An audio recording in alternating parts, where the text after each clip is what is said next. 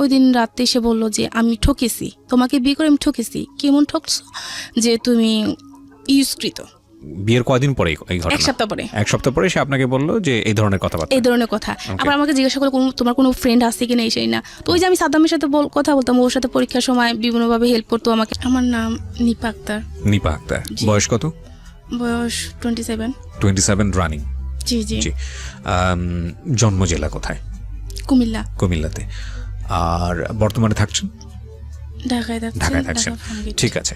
তো নিপা, শুরু করুন, তারপরে না হয় আমরা প্রাসঙ্গিকভাবে যা বলার আপনার কাছ থেকে জানার টুকটাক আমি সেটা জানবো। জি, শুরু করুন প্লিজ। আমি ছোটবেলা থেকে শুরু করতে চাই। জি নিশ্চয়ই। আমার যখন বয়স 1 বছর 1 দিন, জি, ওই দিন আমার বাবা মারা যায়। আমরা 3 ভাই বোন। 3 ভাই 1 বোন ছিলাম। আচ্ছা। তো আমার বড় 2জন ভাই আর আমি আর আমার ছোট ভাই। আমার যখন 10 মাস কি 11 মাস এরকম সময় আর কি, আমার ছোট ভাই মানে হয়ে গেছে। আচ্ছা। আমার বাবার ক্যান্সার হয়েছিল 1993 সালে। আচ্ছা। তো কি করতো বাবা? পেশায় কি ছিলেন? বাবা একটা দোকানে ম্যানেজার ছিল ঢাকাতে। আচ্ছা। আপনারা কি তখন ঢাকাতে থাকতেন না, নাকি? আমরা গ্রামের বাড়িতে ছিলাম। আচ্ছা। বাবা ঢাকা থাকতো, আমরা গ্রামের বাড়িতে ছিলাম। আসা যাওয়া হতো আর কি। আচ্ছা। নানার বাড়ি সবাই ঢাকাতেই থাকে। তারপর বাবা মারা যাওয়ার পর আমরা তো তখন ছোট, আমাদের তো ইনকাম সোর্স বলতে আর কেউ নাই। তো মামার বাড়ি থেকে অনেক হেল্প পেতাম। আমার বড় মামা ভালো অবস্থান ভালো, তো অনেক হেল্প পেতাম আমরা। বাবাকে তখন যখন বাবার 1993 সালে ক্যান্সার হয়েছিল, তো অনেক টাকা পয়সা খরচ করা হয়েছে বাবার পেছনে, অনেক টাকা পয়সা সবকিছু মামার থেকে দেওয়া হয়েছিল। আচ্ছা। তারপর নানা ভাই বা মামারা চাইছিল যে মাকে নিয়ে যাবে, কিন্তু আমরা 4টা ভাই বোন কি করব?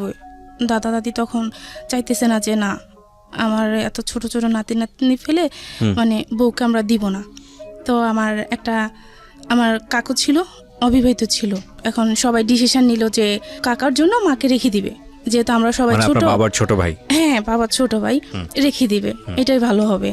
তো প্রথমত মা রাজি ছিল না, পরে যখন আস্তে আস্তে সবাই বুঝালো নানা বাড়িতে রাখবে, ঠিক আছে আমাদেরকে নিয়ে যাবে, আমরা গ্রামের বাড়িতে থাকবো, তারপরও কোনো একটা প্রবলেম হবে, মানুষ একটা কথা বলে ফেলবে, কারো মুখ তো আর চাপা দিয়ে রাখতে পারবে না। সবাই বুঝাচ্ছে এটা যে ওরা থাকবে, ওদের বাবার বাড়িতে থাকবে, ভালো থাকবে, আর এটা তো অন্য কেউ না, নিজের আপন কাকা। তো এটা বলার পর বাবা মারা যাওয়ার 3 বছর পর মায়ের সাথে আর কি বাবার বিয়ে হয়। হ্যাঁ, বিয়ে হওয়ার পর ভালো, আমাদের বাবা নাই, বাবা মরে গেছে এটা আমরা বুঝতে পারিনি। ছোট তখন আমাদের বয়স 3-4 বছর, আমার ছিল, আমার ছোট ভাইয়ের 3 বছর এরকম। আমরা মানে বাবার অভাবটা কি আমরা বুঝতে পারিনি, কখনো বুঝতে পারিনি। মানে আপনি ছোটবেলা থেকেই জেনেছেন যে কাকাই হচ্ছে আপনার বাবা? কাকা এতটুকু জানতাম। মানে আস্তে আস্তে যখন বড় হলাম, আমরা সবাই কাকা ডাকতাম, তো এটা নিয়ে মানে কেউ বলতো কেন কাকা ডাকিস, এত আদর করে বাবারা।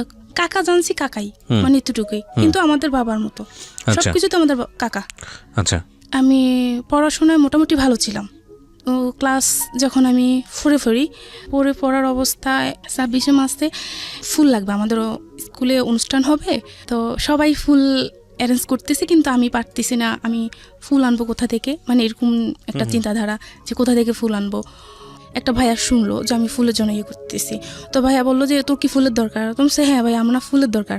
তো বললো আচ্ছা তোকে আমি ফুল দিব, তুই বিকালবেলা ওখানে আসিস, একটা জায়গার নাম। কোন ক্লাসে তখন? আমি ক্লাস 4-এ তখন। ক্লাস 4-এ? ফুল কেন? মানে 26 মার্চের সময় অনুষ্ঠান হবে, স্কুলে অনুষ্ঠান হবে, সবাই ফুল নিবে, আমার হাতে ফুল থাকবে না, এটা। আচ্ছা আচ্ছা। তো ফুল খুঁজছিলেন আপনি? হ্যাঁ, ফুল খুঁজতেছিলাম তখন, কিন্তু তখন পাওয়া যায় না, যেহেতু গ্রামে। আমি ওখানে গেলাম। আচ্ছা। তো ভাই একটা ঝোপের আড়ালে আমাকে ডাক দিল, আমি ওখানে গেলাম পর ভাইয়া ফুল কই, পরে দাঁড়া দিচ্ছে, তোকে পরে দিব। তো বলুন আমার গায়ে আর কি হাত দিচ্ছে, অস্বাভাবিকভাবে হাত দিচ্ছে। তো আমি তো ছোট, তখন কিছু বুঝি না। তো আমি তখন কান্না করতেছি যে ভাইয়া এটা কি, আমি মানে কান্না করতেছি, আপনি কি করতেছেন? আমি সবাইকে বলে দেব আপনি তো আমাকে ফুল দিবেন, ফুল দেওয়ার জন্য ডাকছিলেন, কিন্তু এরকম করার কি, মানে এরকম করে কান্নাকাটি করতেছে। তখন আমার চেপে ধরে রাখছে যে আওয়াজ করিস না, চুপ, আওয়াজ করিস না। তো আমি তখন কান্নাকাটি করতেছি, করার পর তখন ভাইয়া মানে কিছু করতে চাইছিল আবার অস্বাভাবিকভাবে, তো আমি বুঝতে পারতেছি না যে কি করব। তখন আমি কান্নার পরিমাণটা বাড়িয়ে দিলাম। তখন ভাইয়া বললো যে আচ্ছা ঠিক আছে, আমার গালে বাবা হাত দিয়ে বললো যে ঠিক আছে তুই চলে যা, তুই কাউকে কিছু বলিস না। আচ্ছা। তো এটা আমার একটা কাকা দেখলো আর যে উনি আর আমি ওখানে ছিলাম। আচ্ছা, কাকাটা দেখার পর কি করলো, উনি আমাকে আর কিছু বললো না বা ওনাকে কিছু বললো না। আমি তো ছোট, আমাদের কিছু হয়নি বা কি, আমি তো তখন কিছু বুঝি না এগুলা কি। তো আমি বাসায় চলে আসলাম। আসার পর তার 1-2 দিন পর আর কি দুপুরবেলা আর কি মা ডাক দিল আমায়, যেদিকে আয়। বলছে কি, বলে যে তোকে নাম ধরে বললো যে ও ও ও তোকে কি করছে। বলছে না মা কিছু করে নাই তো, ওর সাথে ওখানে গেলি কেন? তো আমি বললাম যে না কিছু করে নাই, এমনিতে আমি ফুলের জন্য গেছি, এটা বললাম।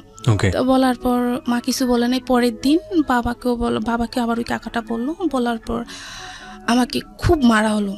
মানে একটা মানুষ এত মারে ফ্যামিলি থেকে, যে মা বাবা খুব খুব মারতেছিল, যে কি করছে বল। তো আমি বলছি আমাকে কিচ্ছু করেনি। আমার 2টা হাত বেঁধে উপর দিয়ে হাত ছিল আর পাগুলা নিচে কিছু ছিল না, পাগুলা ছড়ানো ছিল। ওই অবস্থা আমার গায়ে পিঁপড়া ঢেলে দিছিল।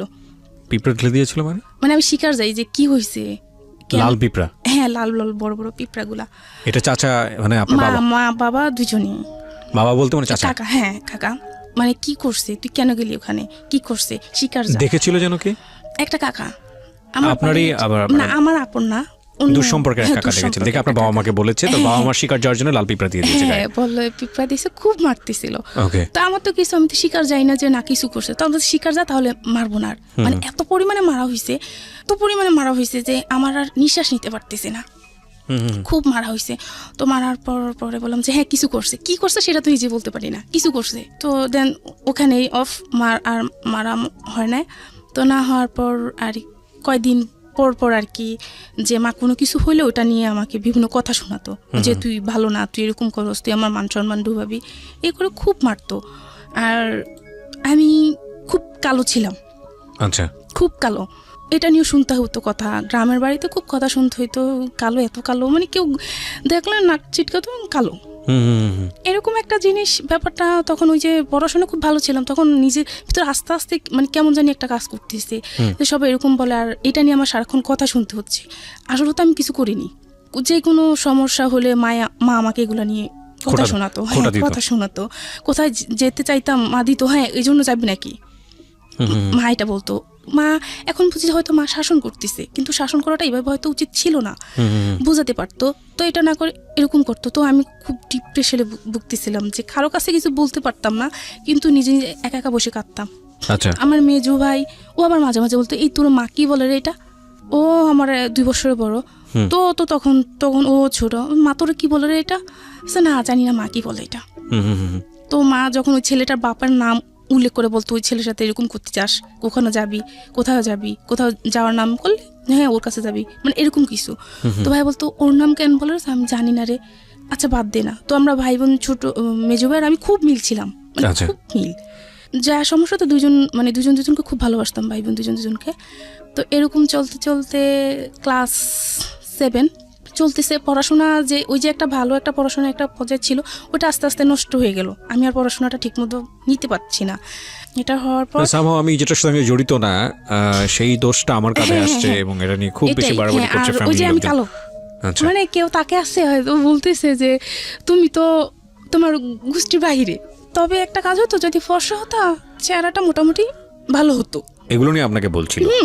খুব বলা হতো, মানে আমি শুনতাম, কিন্তু কাউকে কিছু বলতাম না, মাকেও বলতাম না যে মা আমাকে এটা বলে, কোনোদিনও মাকে কিছু বলতাম না, যে যাই বলুক না কেন।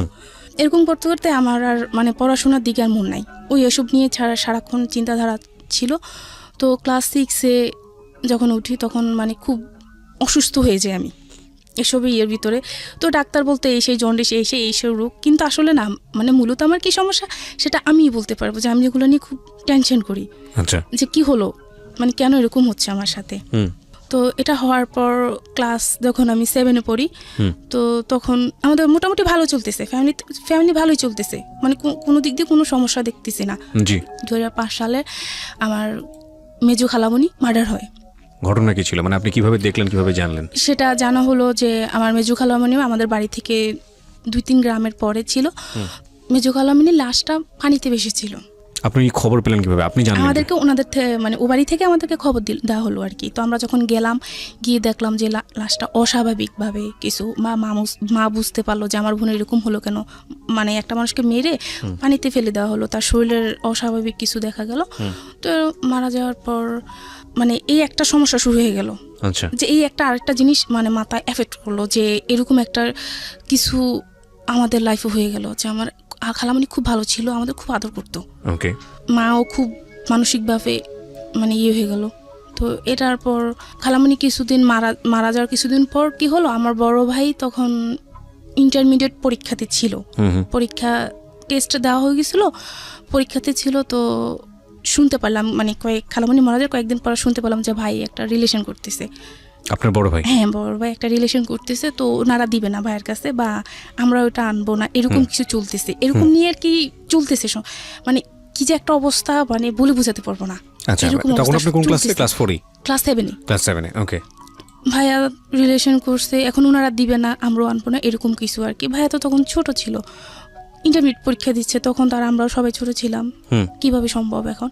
জি, মানে যার সাথে রিলেশন করছে তো উনি তো ভাইয়াকেই বিয়ে করবে, ভাইয়ের সাথে আসবে, এটা নিয়ে ওনাকে খুব মারা হইতো। তো ওনাকে মারা হইতো, প্লাস ওনারা আমাদের এখানে আসতো, আয়েশা আমাদের সাথে ঝামেলা করতো, যে আমাদের মানে মেয়েকে এই করছে সেই করছে, এইসব নিয়ে খুব ঝামেলা হতো। তো ঝামেলা হওয়ার পর এরকমভাবে চলতেছিল। তো আমি যে ওই যে ক্লাস 4 থেকে কিন্তু আর কোনো ছেলেদের সাথে কোনোদিন কোনো ছেলের সাথে আমি আর মিশি না। ওই ঘটনার পর থেকে কোনো ছেলেদের সাথে আমি মিশি না। এবং বাড়িতে কোনো ছেলে আমার পরিচিত হোক অপরিচিত হোক, কারোর সাথে কোনো কথা নেই। স্কুলে যেতাম, আসতাম, পড়াশোনা করতাম, যতটুকু পারতাম, এভাবে চলতো। আচ্ছা, এখানে চলতেছে এই সমস্যাটা ভাইয়ের ইয়েটা নিয়ে। তো ভাইয়াকে তখন আর ইন্টারমিডিয়েট পরীক্ষাটা দেওয়া হয়নি, ভাইয়াকে ঢাকায় পাঠিয়ে দেওয়া হলো মামার কাছে। তো ভাইয়া একটা দোকানে ম্যানেজারি ইয়েতে ঢুকলো, খুব ভালো ইয়েতে চলতেছে। 2008 সালে ওই ভাইয়া ওনাকে বিয়ে করলো। তখন আপনার ভাইয়া কি করে, বয়স কত? ভাইয়া তখন শেয়ারে ব্যবসা করে। আচ্ছা, 23-24 বছর ভাইয়া তখন যে মেয়েটাকে লাভ করতো তাকে বিয়ে করলো। তা অনেক কিছু হয়ে বিয়েটা হয়েছে, অনেক কাহিনী হয়েছে, অনেক কিছু হয়েছে। ওনারা ঠিক আছে, সেটা ইম্পর্টেন্ট না, বাট আপনার গল্পটা ইম্পর্টেন্ট। এখন আমার যে গল্পটা ইম্পর্টেন্ট। তো এটা নিয়ে যা কানা হলো, আনার পর থেকে এখন আবার ফ্যামিলিতে আরেকটা সমস্যা, যে আছে না বউ শাশুড়ির সমস্যাটা, জি, ওইটাই চলতেছে। মানে মা বা ভাবি, মানে ওনাদের প্রতিদিনে কিছু নিয়ে সমস্যা হচ্ছে। তো কিন্তু আমাদের ভাই বোনদের সাথে বা আমার সাথে কোনো সমস্যা হয়নি, ভাবির সাথে কখনো কোনো সমস্যা নেই, ভালোই চলতেছে। এরকমভাবে চলার পর যখন মানে এগুলা আমি ক্লাস তখন 9-এ পড়ি। আচ্ছা, ক্লাস 9, ঢাকা নরসিংদী থেকে তো একটা ছেলে আমাদের ওখানে একটা কাজে আমাদের ওখানে গেল। আচ্ছা, আমাদের ওখানে যাওয়ার পরও আমাদের মানে বাসার পাশেই তারা বাসা ভাড়া নিল। নেওয়ার পর ওরা আবার মার সাথে কথা বলতো, বা মাকে কাকি ডাকতো, খুব ভালো। মা কিন্তু ওই ডিপ্রেশনে ছিল যে আমার মেয়েটা কালো। এখন মা আস্তে আস্তে আমি বড় হচ্ছি, এখন আবার মানে চিন্তা যে আমার মেয়েটা কালো, কিভাবে বিয়ে দিব, মানে এটা খুব চিন্তা করতো সবাই, যে মেয়েটাকে বিয়ে দিব কিভাবে। কয় বোন ছিলেন আপনারা? আমরা 2 বোন। ওই কাকার ঘরে একটা মেয়ে হয়েছিল। আপনি ছোট বোন? হ্যাঁ, না আমি বড়, আমার কাকার ঘরে একটা মেয়ে। আচ্ছা, হ্যাঁ। তো আপনি কি কাকাই বলতেন না বাবা বলতেন? হ্যাঁ, কাকাই বলতাম। আমরা 4 জন কাকাই বলতাম, ছোট বোনটা বাবা বলতো। হ্যাঁ, বাবা বলতো। মা একদিন রাস্তায় কি করতেছে, মানে দাঁড়ায় আছে একটা মেয়ে, ফর্সা মেয়ে হেঁটে যাচ্ছে।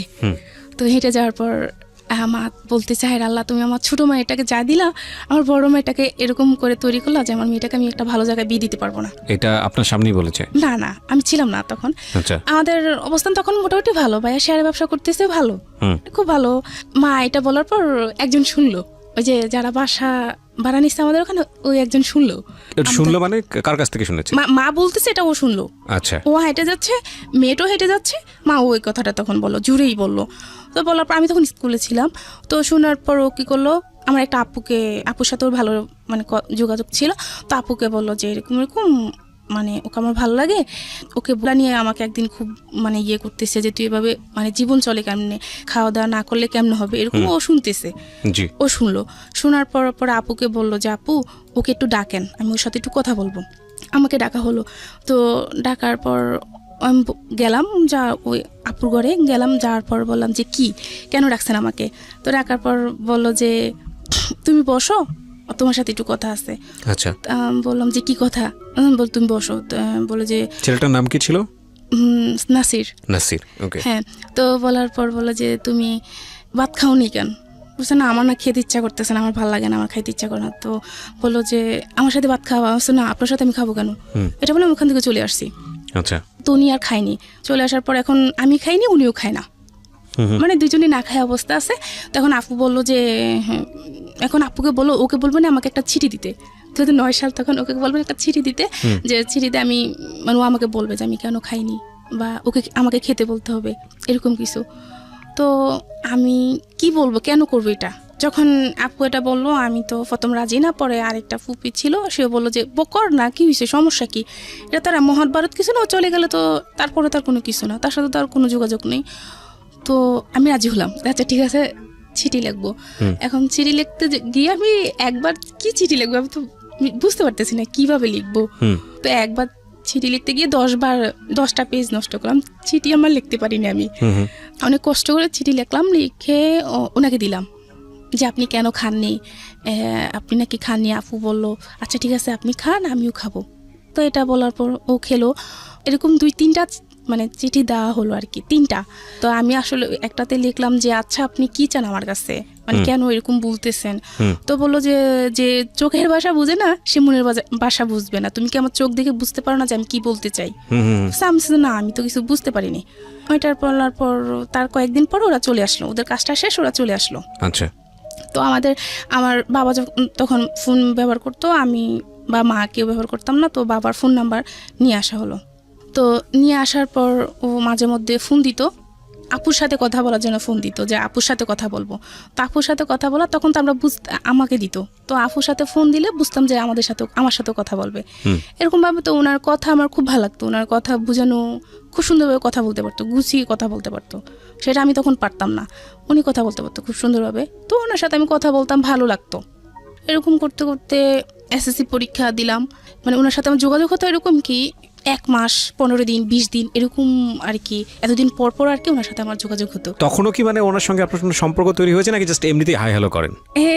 তখন আর কি সে বললো আর কি এরকম মানে অনেকদিন পার হয়ে যাওয়ার পর আর কি উনি বললো যে আমি তোমাকে বিয়ে করতে চাই, আমি তোমাকে ভালোবাসি। আমিও উচ্ছ্বাস, বয়স তখন ক্লাস 9 থেকে 10 উঠলাম, বা আবেগের বয়স, আমিও ঠিক আছে কথা বলি। আমার কথা ওনার সাথে আমার কথা বলতেই ভালো লাগে। এবার প্রেম ভালোবাসা কি জানি না তখন সেটা বুঝতে পারি, কিন্তু আমার ভালো লাগে, ওনার সাথে কথা বলতে আমার খুব ভালো লাগতো। তো ভালো লাগার পর কথা বলতাম, মাঝে মাঝে এরকম ফোন দিত, কথা বলতাম। উনি তখন বললো জানো তোমাকে কেন এত ভালোবাসি, এরকম তো আমার মা একদিন এটা বললো। আর আমি তখন মনে মনে এটা চিন্তা করলাম যে আমি যে কাকির মেয়েকে আমি বিয়ে করবো, এবার যা কিছু হোক। এখন ওর চিন্তা আর কি যে আমাকে আসলে আমার ফ্যামিলি দিবে কিনা ওর কাছে, সেরকম চিন্তাধারা হইতো, এরকম চিন্তাধারা ভাবনা করতো। করার পর আস্তে ধীরে চলতে চলতে তখন 2010 সাল, আমি তখন ইন্টারমিডিয়েটে পড়াশোনা করতেছি। তো দেখা করতো, আসার পর আর কি ওর সাথে এরকম হয়েছে যে ওর সাথে আমি দেখা করব রাতের বেলা, ও আপুর বাসায় আসলো। তো আমি মানে আমার ঘর থেকে বের হলাম, ওর সাথে আমি দেখা করলাম। মানে এরকম হলো যে ওর সাথে আমি দেখা করব, ও আমাকে অনেক দিন পর কাছে পাইছে, ও আমাকে ধরবে, এরকম কিছু চিন্তাধারা ছিল যে আমাকে ধরবে, জড়িয়ে ধরবে, বা আমিও এরকম কিছু। তো ও মানে এরকম করে আবার হাতটা সরায় ফেললো, সরাই ফেলে হাতে ব্যথা পাইছে, তারপর হাতটা সে সরাই ফেললো, যে সে আমাকে কোনোদিনও টাচ করবে না। মানে ওর চিন্তাধারা ছিল যে সে আমাকে কোনোদিনও টাচ করবে না, যা করবে মানে পরে, মানে ওর চিন্তাধারা এরকম ছিল। তো হওয়ার পর ওটা যাওয়ার পর যখন এসএসসি পরীক্ষার পর ইন্টারমিডিয়েটে উঠলাম, তখন আবার কি হলো যে আবারও বললাম যে ওর সাথে আমি দেখা করব, তো এখন কিভাবে দেখা করব? দেখা করা তো একটা ব্যাপার আছে, বাড়িতে আসা লাগবে না, এটা মোটামুটি বাড়িতে জেনে গেল, আমার বাড়িতে জেনে গেল। জানার পর আর কি বড় ভাই আর কি আমাকে বললো যে মুনি এটা কি ঠিক? আমি আবার ভাইকে বললাম যে ভাই আমার প্রতি বিশ্বাস রাখতে পারবো না। যখন ভাই একটা সময় আমাকে বোঝালো এরকম কিছু করিস না, ভাইয়া ভুল করছি, কিন্তু তুই করিস না। তো ভাইয়া ঠিক আছে, আমি এসব কোনোদিনই করবো না। যখন ভাই আমাকে বোঝালো তখন ভাইকে আর কিছু বললাম না, চুপচাপ শুনে গেলাম। এখন 2010 সালে ওর সাথে আমার দেখা করতে হবে, যখন ইন্টারমিডিয়েটে পড়তেছি তখন বললাম যে ওর সাথে আমি দেখা করবো, ওকে ফোন দিলাম। তো ফোন দেওয়ার পর একটা জায়গা সিলেক্ট করা হলো যে এখানে দেখা করব। দেখার পর তো ও আমাকে আসার আগে বললো যে আমি তোমাকে দেখা করব, তবে আমি তোমার কাছে একটা জিনিস চাইবো, তুমি কি সেটা দিবা? ও তখন নারায়ণগঞ্জে, কি নাম ছিল ছেলেটার? নাসির। হ্যাঁ, নাসির তখন বললো যে আমি তোমার সাথে দেখা করব, তুমি কি সেটা দিবা? তো বললাম যে কি? তো বললো যে আমি তোমাকে একটা কিস করব। তো আমি তখন বললাম যে তোকে না আমি থাপড়ায় নারায়ণগঞ্জ আবার পাঠাই দেবো, এই নাসিরকে বললেন? হ্যাঁ, ডাইরেক্ট আমি এটা বলতেছি ওকে। তো বলতেছে, হাসতেছে, বলতেছে দেখ পাগলি বলে কি, ও আমাকে সবসময় পাগলি বলতো আর কি। যাক হলো, তো ওর সাথে আমার দেখা করার আসলো। আর আসার পর আমার একটা আপুর বাসায়, অন্য আর একটা আপুর বাসায় দেখা করলাম। দেখা করার পর ওর সাথে তাও আমার দূরত্ব 2.5 হাত 3 হাতের মতো এরকম দূরত্ব বেজায়, কথা বললাম, দেখা করলাম। করার পর ও চলে আসলো নারায়ণগঞ্জে, আমি চলে গেলাম বাসায়। তো তারপরে সে ফোন দিল আমাকে, ফোন দিয়ে বললো যে জানো আমি তোমাকে চাইলে কিছু করতে পারতাম, চাইলে তোমাকে একটা কিস করতে পারতাম, কেন করিনি জানো? বললাম যে কেন? যে আমি যদি তোমাকে এখন একটা কিস করি তাহলে এখানে সব কিছু শেষ। আমি জানি তুমি কেমন ধরে নেবে, এখানে সব কিছু তুমি শেষ করে দিতা, কিন্তু আমি সেটা করিনি। আমার দরকার তোমাকে সারাটা জীবন, আমার সারাটা জীবন ভালোবাসা নিয়ে আমি থাকতে হবে, তোমার ভালোবাসা নিয়ে। তো আমি এই সামান্য কতটুকু একটা কিসের জন্য আমি আমার সারাটা জীবন নষ্ট করতে চাই না, আমার ভালোবাসার মানুষটাকে আমি হারাতে চাই না। ঠিক আছে, আপনাদের মধ্যে ধরনের কিছু কথোপকথন হয়েছে। হ্যাঁ, এটা যখন শুনলাম, এটা শোনার পর আমি তো তখন বললাম যে না, একে ছাড়া যাবে না। মানে সামহাও আপনার তাকে এই ধরনের কথার পরে খুব ভালো লেগে গেল? হ্যাঁ, ভালো লেগে গেল, একে ছাড়া যাবে না। তো আচ্ছা, আমি পড়াশোনা করতেছি, পড়াশোনা করি, ওর ভাবে থাকুক। যেহেতু সবাই বলতো যে আমি কালো, আমার বিয়ে হবে না, এই সেই, তাহলে তো আমার সমস্যা নেই, আমি পড়াশোনা করি, ওর কাজ করুক, তখন ওই বাইরে চলে যাবে। আচ্ছা। তো কলেজে যখন লেখাপড়া করতেছি, সবার একটাই কথা, তুই এত কালো কিছু ব্যবহার করতে পারিস না, কিছু ব্যবহার কর। এখনকার মেয়েরা কত কিছু ব্যবহার করে, কিছু ব্যবহার করে ফর্সা হ, এরকম কিছু বলতেছে। এমন ফ্রেন্ড আছে যে টাকা ধার নিল, তো টাকা ধার বদলে কি বললো যে আচ্ছা ঠিক আছে টাকাটা পরে দিচ্ছি, এ বলে দোকান থেকে আমাকে ফর্সা হওয়ার ক্রিম দিচ্ছে। জিনিসটা কেমন? আচ্ছা তুই এটার দরকার কি? আমি যেমন তেমনই থাকি না, জি, দরকার কি? এটা করলাম, কয়দিন পর তো আমি আবার যেসব হয়ে যাব, তো দরকার কি? তার থেকে এমনি থাকা ভালো। এরকম করে চলতেছিল। আমি যখন প্রাইভেট ইন্টারমিডিয়েট পরীক্ষাতে ছিলাম, তখন আমি হিসাব বিজ্ঞান প্রাইভেট পড়তাম একটা ম্যামের কাছে। তো আমার হিসাব বিজ্ঞান খুব ভালো ছিলাম, খুব ভালো স্টুডেন্ট ছিলাম, যে কোনো কিছু আমাকে দেখাতো, একটা চ্যাপ্টার একটা কিছু দেখাতো, দ্বিতীয়বার দেখাতে হতো না। তো এভাবে ভালো মোটামুটি ওই যে ক্লাস 4 থেকে ছেলেদের সাথে কথা বলা বন্ধ হয়েছে, এখন আস্তে আস্তে ছেলেদের সাথে মিশতেছি। এবার একজনের সাথে ভালোবাসার সম্পর্ক হোক আর ওদের সাথে ক্লাসমেট হোক, এভাবে চলতেছে, মিশতেছি। মিশার পর ওদের সাথে ভালোভাবে চলতেছি, পড়াশোনা করতেছি। তো মেয়েদের সাথে যাদের সাথে মিশি, একজনকে বলতেছে আর কি যে ও খুব ভালো মেয়ে। আমার একটা ফ্রেন্ড ওর আরেকটা ভাইকে গিয়ে বলতেছে ও খুব ভালো মেয়ে, ওর সাথে নির্দ্বিধা চলা যায়, যে কোনো জায়গায় খুব ভালো মেয়ে। আপনার সম্পর্কে বলছে? হ্যাঁ, বলতেছে। তো বললো যে আচ্ছা ঠিক আছে, ও কেমন ভালো মেয়ে দেখবো, তোর নাম্বারটা দিস। এটা বলার পর তো বললো যে তো নাম্বার ইউজ করে না, কোনো নাম্বার ইউজ করে না, ওকে আর ওর নাম্বার দেওয়া যাবে না। তো আচ্ছা ঠিক আছে, ওকে দেখবো, অতটুকু ওখানে অতটুকু। আর যে এই যে এর সাথে যে আমি দেখা করলাম, ইয়ে করলাম, তারপর থেকে ওর সাথে আমি যোগাযোগ বন্ধ করে দিলাম, যে এর সাথে আমি এখন কথা বলবো না, দেখি না ও ভালো কোনো পজিশনে যায় কিনা। ওর মায়ের নাম্বার তো আমার কাছে আসছে, ভালো একটা পজিশনে যখন যাবে তখন আমিও আমার পড়াশোনাটা শেষ করি, সবকিছু মাথা থেকে দূরে ফেলে আমি আমার পড়াশোনাটা করি। আমার খুব ইচ্ছা ছিল যে আমি অ্যাকাউন্টিং এ অনার্স করবো, এরকম ইচ্ছা ছিল। তো তখন আপনি ইন্টারে পড়েন? ইন্টারে পড়ি, ইন্টার পরীক্ষার্থী তখন, পরীক্ষার্থী। তো আমার যখন পরীক্ষা চলে আসতেছে, এখন আমার ফোনের দরকার। মেজু ভাইকে বললাম, দেখ ভাই, এখন তো আমার পরীক্ষা চলে আসছে, এখন আমি কি করবো, আমার তো ফোনের দরকার। এখন বলতেছে আচ্ছা ঠিক আছে, আমি ভাইকে বলবো। এদিকে সাংসারিকভাবে যেটা হচ্ছে যে ভাই বা মায়ের সাথে ভাবির সাথে প্রবলেম চলতেছে অনবরত। এখন যুদ্ধ চলতেছে।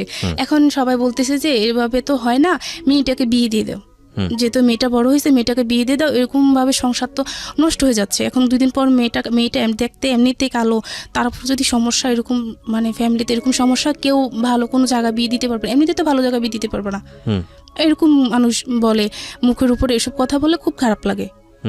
তো এসব চলতে ছিল। তো ভাই আমাকে ফোন দিল, যখন মেজো ভাই বললো যে ভাই ওকে ফোন দেন, ওর তো এখন ফোনটা লাগে, যেহেতু সবার সাথে যোগাযোগ করতে হবে, পরীক্ষা চলে আসছে। তো এটা বলছে, ভাইয়া ফোন দিছিল আমাকে। ফোন দেওয়ার পর ওই যে আমার যে ফ্রেন্ডের বললো যে আমার নাম্বার দেওয়ার জন্য, ওকে আমার ওই মেয়ে বন্ধুটা ওকে নাম্বার দিল।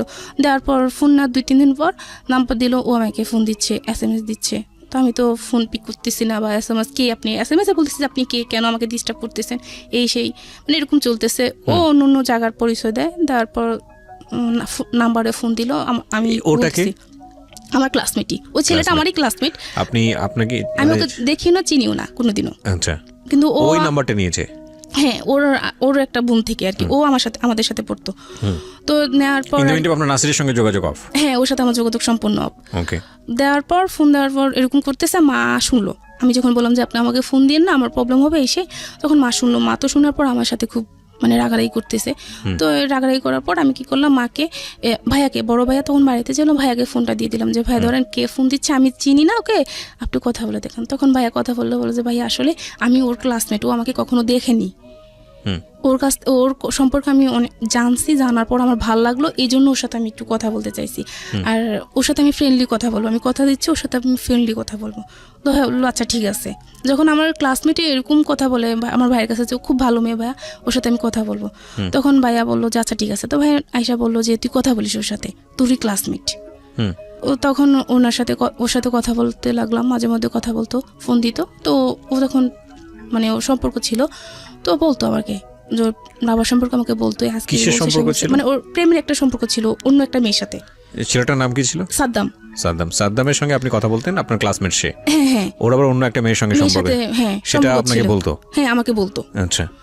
তো আমাকে বলার পর এভাবে চলতেছিল, তখন ইন্টারমিডিয়েট পরীক্ষা শুরু হয়ে গেল।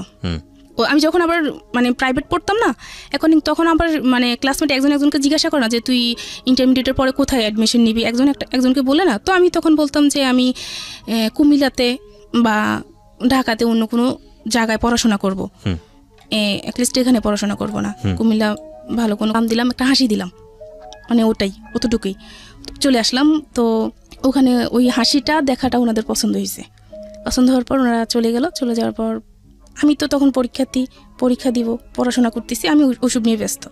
পরের দিন ভাইয়াকে ফোন করা হলো যে আপনারা আসেন, আপনাদের বোন আমাকে পছন্দ হয়েছে, আপনারা আসেন। তো এটা পড়ার পর ভাইয়া গেল। যাওয়ার পর ভাইয়া ছেলের নাম জানলো, পরিচয় জানলো, সে কোথায় থাকে এতটুকু জানলো।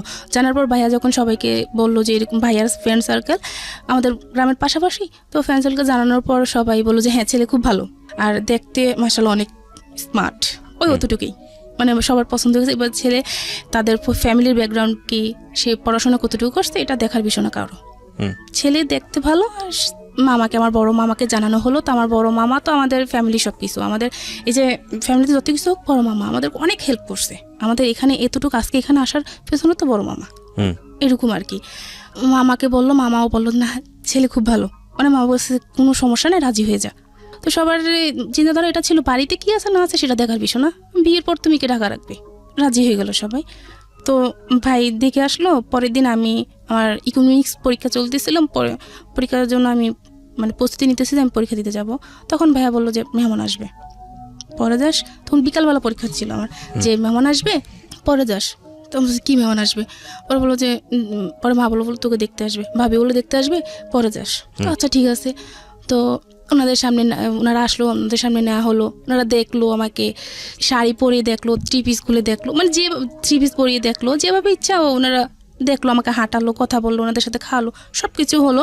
হওয়ার পর আমি পরীক্ষা দিতে চলে গেলাম, আর এদিক দিয়ে ওনারা থেকে গেলো আমাদের বাসায়। থাকার পর ওনারা কথা সব কিছু ফাইনাল করলো। দিনটা ছিল সোমবার, যে বুধবার দিন ছেলে আসবে, মেয়ে যেহেতু এখন পরীক্ষা, তো কাবিনটা হয়ে যাবে। তারপর যার বাড়ি শেষে এতটুকু পরীক্ষার পর আর কি আমরা অনুষ্ঠান করব, অনুষ্ঠান করে আমরা বউ নিব, অতটুকু কথা শেষ। আমি বাড়িতে আসলাম। আপনি তো বুঝতে পারছিলেন যে আপনার বিয়েটা হয়ে যাচ্ছে? না, তখনও জানি না। মানে এত কিছু হচ্ছে, আপনি বাড়ির ছেলের সামনে যাচ্ছেন, হাসি দিয়ে চলে আসতেছেন, এটা তো বোঝাই যাচ্ছে যে কিছু একটা হচ্ছে। না, আমি তখন বুঝতে পারি না যে বিয়ে হবে আমার, মানে ওই তারপর মূলত ওই আপনার মা যে আপনার ফোনে একটা কনভারসেশন শুনেছিল যে আপনি ফোন দিয়ে না, আমার বাসায় ডিস্টার্ব হবে, এরপর থেকে আপনার ফ্যামিলি অনেক সিরিয়াস হয়ে গেছে যেভাবে হোক। এটা না। তাহলে ওই যে আমি নাসিরের সাথে দেখা করছি, ওটা শোনার 15 দিন পরে এই ঘটনাগুলো হচ্ছে। আচ্ছা, তার মানে এই ঘটনার প্রেক্ষিতেই আপনার ফ্যামিলি চিন্তা করেছে বিয়ে সাথে দিয়ে দিই, তারপরে যা হওয়ার হবে। হ্যাঁ, আর ফ্যামিলি তো যে দুর্যোগ চলতেছে, বর্ষাশুর যুদ্ধ, বুঝতে পেরেছি। বলেন এসব নিয়ে তো মানে মেয়েটাকে বিয়ে দিয়ে দিলে ভালো হবে, এরপরে ছোট একটা মেয়ে আছে, ওটাকে পরে দেখা যাবে, এরকম কিছু আর কি। তখন আমি কলেজ থেকে আসলাম, পরীক্ষা দিয়ে আসার পর আর কি শুনলাম যে আমার বিয়ে ঠিক হয়েছে, বুধবার দিন বিয়ে হবে। আচ্ছা, মানে তখন তো আমি মানে কি করব বুঝতে পারতেছি না, যে হঠাৎ করে এটা কি, আর ওটা তো বলতে পারতেছি না। এখন তো বুঝতে পারলাম ওটা শোনার পরে এরকম হলো, আর ওটা কাউকে কিছু বলতে পারতেছি না, মেনে নিলাম যা কপালে যা আছে তাই হবে, আর কোনো সিনক্রেট করিনি। না করার পর তখন কি হলো, বুধবারে ওরা আসলো। এখন আসার পর আর কি ওরা দেখলো, এখন আবার দেখবে, বিয়ে হবে আগে দেখবে, ছেলে দেখবে। তারা কিন্তু ছেলে দেখে নাই, ওর মা আর ওর বোন, ওর ভাই দেখলো আমাকে, কিন্তু ও দেখলো না। এখন ও আসলো, ও দেখলো। আপনি ছেলে দেখেছেন ওই সময়টাতে? না, আপনি না, দেখেননি। ওকে আমি তখনও দেখিনি। আচ্ছা, দেখার পর বললো যে আচ্ছা আমার তো মেয়ে পছন্দ হয়েছে, আজকে ওর সবকিছু থাকুক। মানে আমাদের ভালো একটা আয়োজন করা হয়েছে, সবাই জানলো যে মানে ওর বিয়ে, নিপার বিয়ে, সবাই জানে এটা। সবাইকে মোটামুটি দাওয়াত দেওয়া হয়েছে, ছোটখাটো অনুষ্ঠান যাকে বলা হয় আর কি। মোটামুটি সবাই জানলো যে আমার বিয়ে আজকে। তো তখন বললো যে আমার মেয়ে পছন্দ হয়েছে। আচ্ছা, এটা তো আমাদের বাবা চাচা কাউকে আনেনি, শুধু ও আসলো ওর কোনো কয়টা ফ্রেন্ড নিয়ে। তখন সবার মনে খটকা লাগলো, কিছু নিয়ে আসেনি। একটা বিয়ে করতে আসবে, একটা শাড়ি তো নিয়ে আসবে, কিছু নিয়ে আসেনি। তো তখন সবার মনে একটা খটকা লাগলো। লাগার পর আর কি ওর যেটা হলো যে আমাকে ওর পছন্দ হয়নি। মানে বুঝলাম না ঠিক, আপনাকে দেখে পছন্দই করলো, আবার পছন্দ হয়নি বলতে? মানে ওর ফ্যামিলি পছন্দ করলো, ও এটা বললো আর কি, মিথ্যা বললো।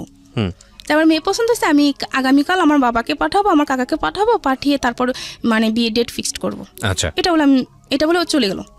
এখন তো সবাই মোটামুটি বুঝতে পারলো যে কিছু একটা সমস্যা। পর ও ফোন দিয়ে বললো যে এরকম এরকম, এখন না বিয়েটা পরে, ওকে টেনশন করতে বলেন না, ওকে পড়াশোনা করতে বলেন। তো ওকে বিভিন্ন জন ভাইয়ের বিভিন্ন ফ্রেন্ড সার্কেলে এসে মানে বিভিন্ন মানুষ বুঝালো, বা ওদের বাড়ি থেকে যখন ওদের বাড়িতে গেলাম তখন শুনতে পেলাম আর কি, আমার শাশুড়ি টাশুড়ি সবাই বুঝালো যে মেয়েটা ভালো, দেখ কিচ্ছু হবে না, বিয়ে কর, কি হয়েছে, কালো হয়েছে, তাতে কি, কিছু হবে না। এটা করে ওকে বোঝানো হলো। বোঝানোর পরের দিন বৃহস্পতিবার ও আবার ভাইয়ের সাথে মিট করলো যে আপনি আসেন, আপনার সাথে দেখা করবো। তো দেখা করার পর আবার বিয়ে ঠিক করলো শুক্রবার দিন আবার বিয়ে ঠিক করলো। এখন তার কিছু করা নাই। তখন ডিসিশন নিলাম যে আর মানে বিয়ে কারোর সামনে যাব না, পড়াশোনা করব। মাকে বলে দিলাম কারোর সামনে আমাকে নেবেন না, এটা খারাপ, জিনিসটা যে কত খারাপ হয়েছে। মানে মাকে বললাম যে বুঝতে পারছেন যে আমার বিয়ে ঠিক হয়েছে, বিয়েটা ভেঙে গেছে, গ্রামের বাড়িতে এই জিনিসটা অনেক খারাপ জিনিস, তো আমার আর দরকার নেই, আমি আর বিয়ে করবো না, আমি পড়াশোনা করবো। যখন আবার বিয়েটা ঠিক হলো, দ্বিতীয়বার আমি কিছু বলতে পারলাম না, চুপচাপ বিয়েটা করে ফেললাম। শুক্রবার দিন বিয়েটা হয়ে গেল। দ্বিতীয়বার বিয়ে ঠিক হয়েছে কিভাবে? মানে একজনের সাথে ফার্স্টের দিন বুধবার দিন বিয়ে হওয়ার কথা ছিল কিন্তু হয়নি। আবার শুক্রবার দিন ও নিজেই ঠিক করলো ভাইয়ের সাথে এসে যে আচ্ছা ঠিক আছে, আমরা আগামীকাল যাব, বিয়ে হবে। মানে ছেলেটা আবার রাজি হয়েছে? হ্যাঁ, আবার রাজি হলো। ওকে বিভিন্ন সবাই নাকি নাম কি ছিল? ওর নাম ছিল ফাহিম। হ্যাঁ, ওকে। বিয়ে হওয়ার পর যখন আমাকে আর ওদের বাড়িতে না হয় না, আমাদের বাড়িতে রাখলো, যেহেতু পরীক্ষা। তো ওকে আর আমাকে একটা ঘরে দেওয়া হলো। দেওয়ার পর ওকে আমি দেখলাম। ওকে দেখার পর তো আমি মানে পুরো প্রেমে পড়ে গেলাম। আসলে অনেক সুন্দর ছিল, মানে ও হিসাবে আমি কিছুই না, মানে এতটা সুন্দর ছিল। কথা বলতেছে তো একটা জিনিস খেয়াল করলাম যে সে আমার দিকে একটাবারও তাকায়নি। আচ্ছা, তখন অনেকটা খারাপ লাগলো যে সে আমার দিকে একটাবারও তাকায়নি। একটা মেয়ের কত চিন্তাধারা থাকে, একটা মেয়ে না সবাই একটা চিন্তাধারা থাকে যে বিয়ের পর বাসরঘরটা হবে অন্যরকম চিন্তাধারা থাকে। তো আমি দেখলাম যে আমার হাজবেন্ডটা আমার দিকে একবারও তাকায়নি আমার দিকে। না তাকানোর ফলে আমি আর কিছু বলিনি। ও কথা বলতেছে, বুঝাচ্ছে যে বিয়ে মানে কি, এই সেই একটা বিয়ে সম্পর্কে বিভিন্ন ধরনের কথা বোঝাচ্ছে, কিন্তু ও আমার দিকে শুধু চোখ বন্ধ করে কথা বলতেছে, একটাবারও আমার দিকে তাকায়নি। আচ্ছা।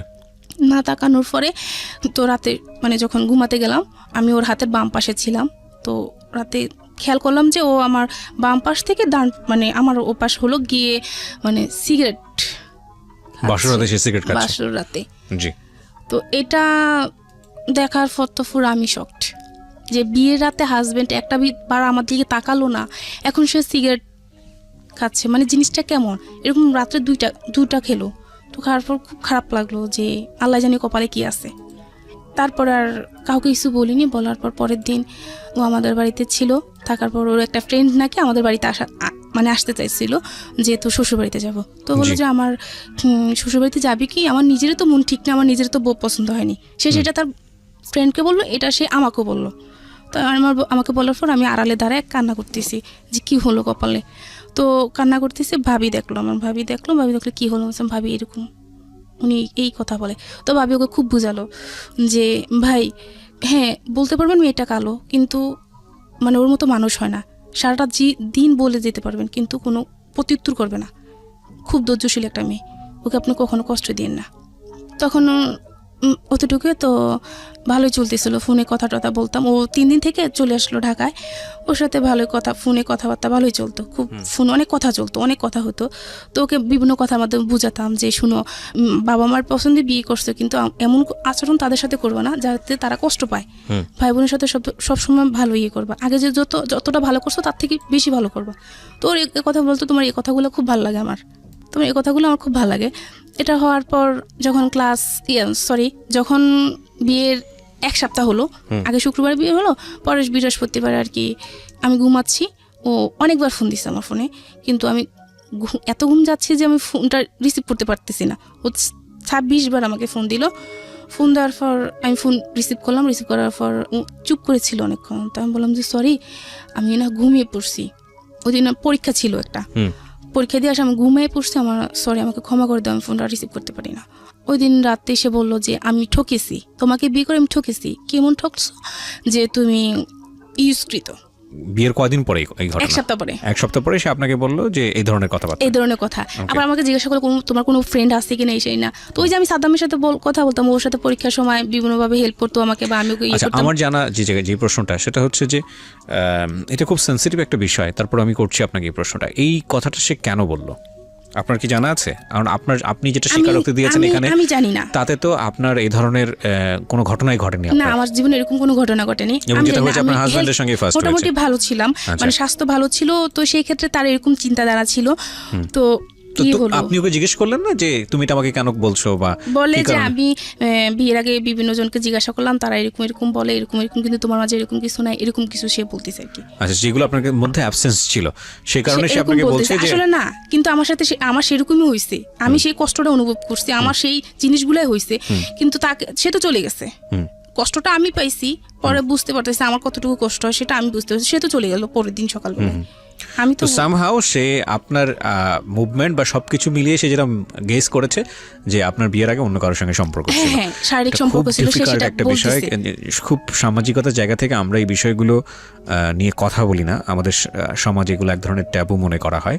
কিন্তু একটা মেয়ের সংসার জীবন শেষ হয়ে যাওয়ার জন্যে ভয়ঙ্কর রকমভাবে এটা কিন্তু খুব সেন্সিটিভ একটা বিষয়। আপনারা আপনাদের জায়গা থেকে বিষয়টাকে বোঝার চেষ্টা করবেন। আমি জানি যে আজকে যারা জীবন গল্প শুনছেন তারা প্রত্যেকেই নিজের জায়গাটা থেকে আজকের এই ঘটনাগুলোকে হয়তো নিজের জীবনের সাথে রিলেট করতে পারবেন। তারপর কি হলো, ও আমাকে এগুলো যখন বললো তখন আমি খুব কান্নাকাটি করলাম যে শুনো, এরকম কিছুই না, তুমি একটাবার বিশ্বাস করো আমাকে, বলছে তোমাকে আমি জীবনে বিশ্বাস করবো না। এগুলো বলার পর কি হলো, আমার পরীক্ষা শেষ হয়ে গেল। পরীক্ষা শেষ হওয়ার পর ওই যে ওর সাথে আমার চলতেছে, কথাবার্তা চলতেছে, মাঝে মাঝে ঝগড়া হচ্ছে, আর ফ্যামিলিতে ওর ফ্যামিলিতে খুব রাগ ভিপ করতেছে যে এরকম একটা মেয়ে আমার জন্য আনছেন, এত কালো মেয়ে, আমি সমাজে যেতে পারবো না, এই না সেটা। খুব তাদেরকেও প্রেশারে রাখতো, আমাকেও রাখতো, ঝগড়া আমার সাথেও করতো, তাদের সাথেও করতো। জি, এরকম করতে করতে পরে আমার পরীক্ষা শেষ হওয়ার পর এখন অনুষ্ঠান হবে, তো বললো যে আর কয়দিন পরে যাই। আমি বলি যে কয়দিন বাড়িতে থেকে কি করব, শ্বশুর বাড়ি থেকে কেউ আসা হুট করে নিয়ে যাবে, কিন্তু কোনো অনুষ্ঠান হবে না, এটা কোনো কথা হলো? আমার বিয়ে হলো, কিছু হবে না, এটা কি কেমন না? আমি ফ্যামিলিতে বড় মেয়ে, তো তার থেকে বলে আমি ঢাকায় চলে যাই। আচ্ছা, মামার বাসায় গিয়ে বেড়াই, ওখানে চলে যাই। ওখানে গেলাম, ঢাকা চলে আসলাম। আসার পর ও আর মামার বাসা পাশাপাশি, যেতাম ওর কাছে, মানে এরকম হতো, তারপরও যেতাম ওর সাথে। আমার সাথে এমনিতে সবকিছু চলতেছে, কিন্তু এগুলো সে বলে যাবেই। আচ্ছা, বিভিন্ন কলেজের নাম ধরে বলতো যে এইসব মেয়েরা যে খারাপ তুমি জানো? না, আমি কিভাবে জানবো? বলতো, মানে ও বিভিন্ন বিকৃতভাবে কথা বলতো। তো আমি বলতেছি তুমি এগুলো কি বলো, আমি তো এগুলো জানি না। বলছে হ্যাঁ, তুমি ঢং করো না, তুমি এগুলো সবই জানো, তুমি ঢং করো না, তুমি এগুলো সবই জানো। তো বলার পর আমি মানে কি করবো বুঝতে পারতেছি না, এগুলো নিয়ে প্রতিনিয়ত সমস্যা হচ্ছে, কাউকে বলতেও পারতেছি না। তো সে আমার একটা শারীরিক একটা দিক বলে বলো, তোমার এটা এরকম, কিন্তু একটা মানুষের এরকম না। তো আমি বললো হ্যাঁ, এগুলো কি চলতেছে, আমি তো জানি আমি কিরকম। মানে এই বিষয়গুলো নিয়ে আপনি কোনো কথাই বলতেন না? হ্যাঁ, কাউকে কিছু বলতাম না। তো আমি বলার পর যখন ঢাকায় আসলাম, ঢাকায় আসার পর আমি আমার ছোট আন্টির বাসায় গেলাম। ছোট আন্টির বাসায় যাওয়ার পর আমি ছোট আন্টির কাছে শেয়ার করলাম জিনিসটা, যে আন্টি ও তো এরকম করতেছে, আমি কি করব? আন্টি আপনি কি দেখবেন আমাকে? মানে উপায় না পেয়ে তখন আন্টিকে বললাম, আপনি আমাকে দেখবেন আমাকে, যে আমার আসলে প্রবলেম কি, আসলে মেয়েদের কি এরকম কিনা। ইটস ভেরি ডিফিকাল্ট একটা সিচুয়েশন প্রত্যেকটা মেয়ের জীবনেই। এগুলো নিয়ে মানুষের মধ্যে কথা বলাটাও খুব ডিফিকাল্ট এবং খুব ভয়ঙ্কর রকমের মানে সাংসারিক অবস্থা দাঁড়ায় এই সিচুয়েশনগুলোর ক্ষেত্রে। যাই হোক, এই মেয়েটির ক্ষেত্রে কি হয়েছে আমরা জানি না। তারপরে কি হলো? তখন আন্টিকে আমি সব কিছু খুলে দেখালাম, যে আন্টি দেখেন যে আমি আসলে ভালো কিনা, আমি আসলে সত্যি ভালো মেয়ে কিনা, আমার সাথে তো এরকম কিছু হয়নি। তখন আন্টি বললো যে না, তুই সম্পূর্ণ ভালো, তাকে হয়তো বা কেউ ভুল বুঝাইছে, সে হয়তো বা কারো কাছ থেকে ভুল কিছু শুনছে। লেখাপড়া করা ছিল, সে কিন্তু লেখাপড়া করতো না, করেনি, সে ক্লাস না, অনেক লেখাপড়া করা, অনেক পাস করা ছেলের মধ্যে এই ধরনের ট্রমা থাকে, 5 পর্যন্ত পড়াশোনা করছে। এখন এরকম হওয়ার পর আমি তখন অনুষ্ঠান দিন নির্ধারিত করা হলো যে অনুষ্ঠান ঈদের পর অনুষ্ঠান করবে। তো তারপর অনুষ্ঠান হলো, অনুষ্ঠান হওয়ার পর ওদের বাড়িতে আমাকে নেওয়া হলো। নেওয়ার পর তো গিয়ে ওখানে গিয়ে ওকে তো প্রতিদিন আপনাকে চার্জ করতে এরকম যে তোমার কার সাথে সম্পর্ক ছিল আমাকে বলো? হ্যাঁ, মাঝে মধ্যে এরকম করতো। আচ্ছা, কয়েকদিন পর পর, কয়েকদিন ভালো থাকতো, কয়েকদিন পর পর এগুলো নিয়ে ঝগড়া হতো। তো অনুষ্ঠান করে ওদের বাড়িতে না হলো, ওদের বাড়িতে নেওয়ার পর তো ওদের বাড়িতে গিয়ে তো মানে আমি তো পুরা আপনি উল্টো তাকে জিজ্ঞেস করতেন না যে তুমি? হ্যাঁ, একদিন বলছিলাম যে আমি, তুমি যে আমাকে জিজ্ঞেস করছো তার মানে তো তুমিও নিশ্চয়ই এরকম। হ্যাঁ একদিন আমি বলেছিলাম এটা, যে তুমি যে আমার এরকম করতেছো, যে যে ভালো হয় সে ভালো মানুষকে বিশ্বাস, একটা খারাপ মানুষকে বলে যে সে ভালো, ভালো হয়, ভালো যে ভালো সে সবাইকে ভালো মনে করে, এটাই যে স্বাভাবিক। খারাপ হয় সে সবাইকে খারাপ। তারপর কি হলো? পরে বলে যে না আমি এরকম কিছু না, তুই খারাপ। এটা সে বললো। আচ্ছা, এই ধরনের কনফিউশন থাকলে আমি যেটা বলি যে সবাই একটু পড়াশোনা করেন। এগুলো জীবনের খুবই গোপনীয় বিষয়, কিন্তু খুব গুরুত্বপূর্ণ বিষয়। এগুলো নিয়ে সবাই একটু নিজে থেকেই পড়াশোনা করেন। আর দ্বিতীয়ত হচ্ছে যে এগুলোর ব্যাপারে সবচেয়ে ভালো এক্সপার্ট হচ্ছেন একজন doctor. So if you have any confusion in your personal life, then go to a doctor. ডক্টরের সাথে গিয়ে বিষয়টা নিয়ে কথা বলেন। এবং আমার মনে হয় যে বৈবাহিক জীবনে যদি এটা অ্যারেঞ্জ ম্যারেজ হয়ে থাকে, হ্যাঁ, তাহলে যেদিন থেকে বিয়ে করছেন এদিন থেকেই আপনার জীবনটা শুরু হচ্ছে। তার আগে কে কি করেছে না করেছে সেগুলো নিয়ে টানা হ্যাচড়ার হিসাব যদি আপনার করতে হয়, তাহলে সেটা বিয়ের আগে আপনি করেন। বিয়ের পরে গিয়ে আপনি হিসাবগুলো নিয়ে কেন টানা হ্যাচড়া করবেন? তো নিজের জীবনটাই মানে অসুন্দর হয়ে যায়, নিজের জীবনটা অনেক বেশি কঠিনের মধ্যে পড়ে যায়। বলেন তারপর হলো কি, ওদের বাড়িতে গিয়ে আমার মানে ওদের চাল চলন, আচার আচরণ, মানে আমার কিছু ভালো লাগতেছে না। এরকম মানে একটা অজপাড়া গায়, মানে যে আগের সেই অনেক আগের যেই নিয়ম কানুন সেরকম আর কি, কেমন গালাগালি, কেমন চিৎকার চেঁচামেচি, মানে এরকম অসহ্যকর ব্যাপারটা, অসহ্যকর লাগতো। ওখানে ছিল না, অনুষ্ঠানের সময় ছিল না, এই কারণে আর কি আরো বেশি কথা শুনতে হইতো যে কেমন ফ্যামিলি, এই সেই বড় বউ ছিল না, এটা নিয়ে মানে ভালো ননদ বলতে একভাবে, শাশুড়ি বলতে একভাবে, যে যা ভাবে যেভাবে পারতো বলতো, আমি শুনে যেতাম, জাস্ট শুনে যেতাম, ওকে কিছু বলতাম না। ওকে বলবো কি, ও একদিন বলে দিছে যে ওর বাড়ি থানার পর যে আমার মা, আমার বোন, আমার ভাই খুশি, তুমিও খুশি, মানে ওরা খুশি তো আমিও খুশি, ওরা ভালো থাকবে তুমিও ভালো থাকবে, ওদের সাথে কোনো কিছু সিক্রেট করবে না কোনোদিন। তা আচ্ছা ঠিক আছে, ওনাদেরকে ভালো রাখাটাই আমার দরকার। মানে কেমন জানি আচরণ করতো, ননদ কি করতো সারাটা দিন ভালো, মানে ও চাইতো না আমার সাথে মিশতে, কিন্তু আমি চাইতাম মিশতে, আমি চাইতাম যে ভালো থাকি। ফ্যামিলিতে আমরা কয়েকটা মানুষ, সবাই যদি ভালোভাবে না থাকে তাহলে কিভাবে হয়, ভালোভাবে চলতে চাইতাম, কিন্তু মানে ও কিরকম জানি একটা আচরণ করতো আমার সাথে। তার কারণ পরে জানতে পারলাম যে ও যে আমার হাজবেন্ড ওদের সাথে রাত ভিপ করতো, যে এরকম একটা মেয়ে আমাকে দিলেন, এত এরকম মানে এরকম ভাবতো। তো ওদের বাড়িতে গিয়ে দেখা গেল কি, আমরা কখনো পুকুরে গোসল করিনি, কখনো পুকুরে গোসল করিনি। তো ওদের ওখানে গিয়ে গোসল করতো, তো খোলামেলা জায়গায় গোসল করা হতো, মানে এটা আমি নিতে পারতাম না, এটা মানে কিভাবে সম্ভব, এগুলো পারি না।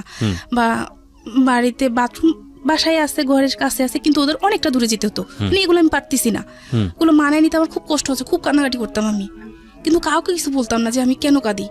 আমাদের বাড়িতে আসলে যখন চলে আসতাম তখন মানে চিৎকার করে কাঁদতাম না, শুধু চোখের পানি ফেলতাম, আর আইসা মানে রুমের ভিতর বসে বসে কান্না করতাম যে মানে কি হচ্ছে এটা।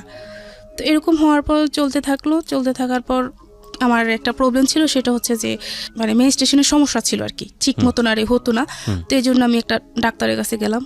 মোটামুটি তখন এই যে আমার হাজব্যান্ড এরকম করতেছে, তাই আমি মোটামুটি একটু চিন্তা করতাম, এরকম করতে করতে মোটামুটি আমি অসুস্থ হয়ে যাচ্ছি। তো আমার যে ওই সমস্যাটা ছিল, তো এই জন্য আমি একটা ডাক্তারের কাছে গেলাম, আমাদের ওখানে ডাক্তারের কাছে গেলাম। আর যাওয়ার পর তখন আর ওই জিনিসটা মনে পড়লো যে আমার হাজব্যান্ড যে এটা বলো আমাকে, আমি ডাক্তারের কাছে কিছু বলবো, মহিলা না পুরুষ ডাক্তারই। তখন আমি মানে কিভাবে বলবো আমি একটা মেয়ে কিভাবে বলবো, মানে অনেক সংকোচ করে তারপর বললাম যে না আমাকে বলতে হবে, আমার হাজবেন্ডকে নিয়ে চলতে হবে আমাকে। এর মধ্যে কিন্তু ওকে আমি অনেক ভালোবেসে ফেলছি, আমার হাজবেন্ডকে অনেক ভালোবেসে ফেলছি। তো আমি কি করলাম, ডাক্তারকে বললাম আর কি। তো ডাক্তার বুঝতে পারেনি, তখন আমি একটা কাগজে কলমে একে তাকে দেখালাম যে এরকম কি না।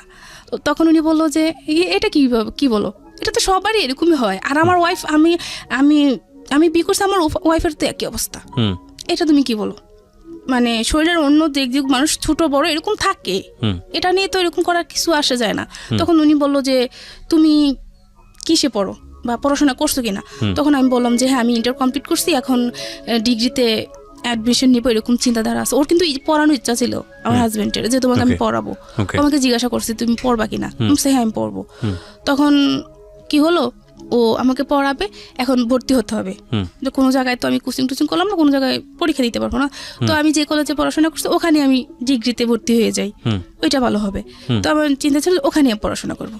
এখন আমার হাজবেন্ডকে আমি ওই যে আমার যে বিয়ের আগে যে ফ্রেন্ডটা ছিল, বললাম যে ওর সাথে আমি কথা বলছি, ভাইয়া বললো যে কথা বলিস, ওকে ও বললো আর কি তোমার কোনো ছেলে বন্ধু আছে কিনা কলেজের মধ্যে, মানুষ অনেক কিছু থাকে। হ্যাঁ আমার একটা ফ্রেন্ড আছে, সে আমার ক্লাসমেট হলো আছে, ভাই হলো আছে, ফ্রেন্ড হলো আছে, খুব ভালো ছিল, খুব ভালো।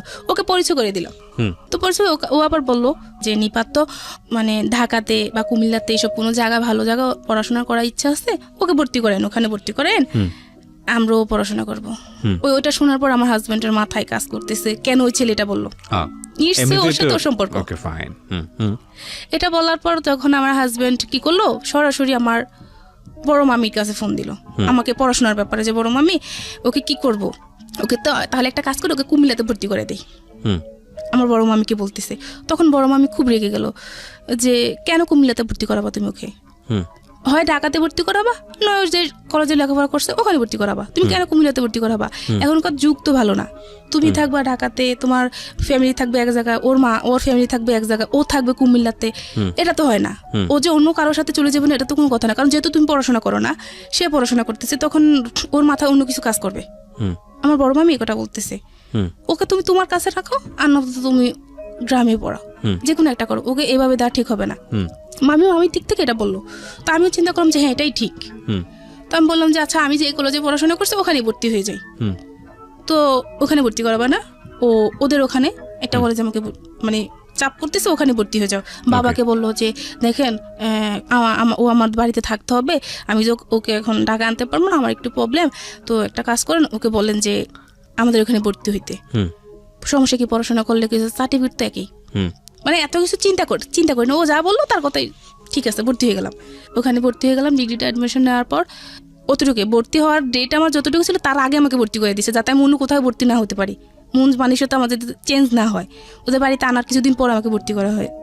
পড়াশোনা যখন আমি ভর্তি হয়ে গেলাম তখন ওই ইয়েকে বললাম, আমি ওই ডাক্তারকে আমি তখন বলতেছি, ডাক্তার বলো যে তুমি কিসে পড়ো? তখন এখান থেকে আমি ইন্টারমিডিয়েট কমপ্লিট করে আমি ওখানে ভর্তি হলাম।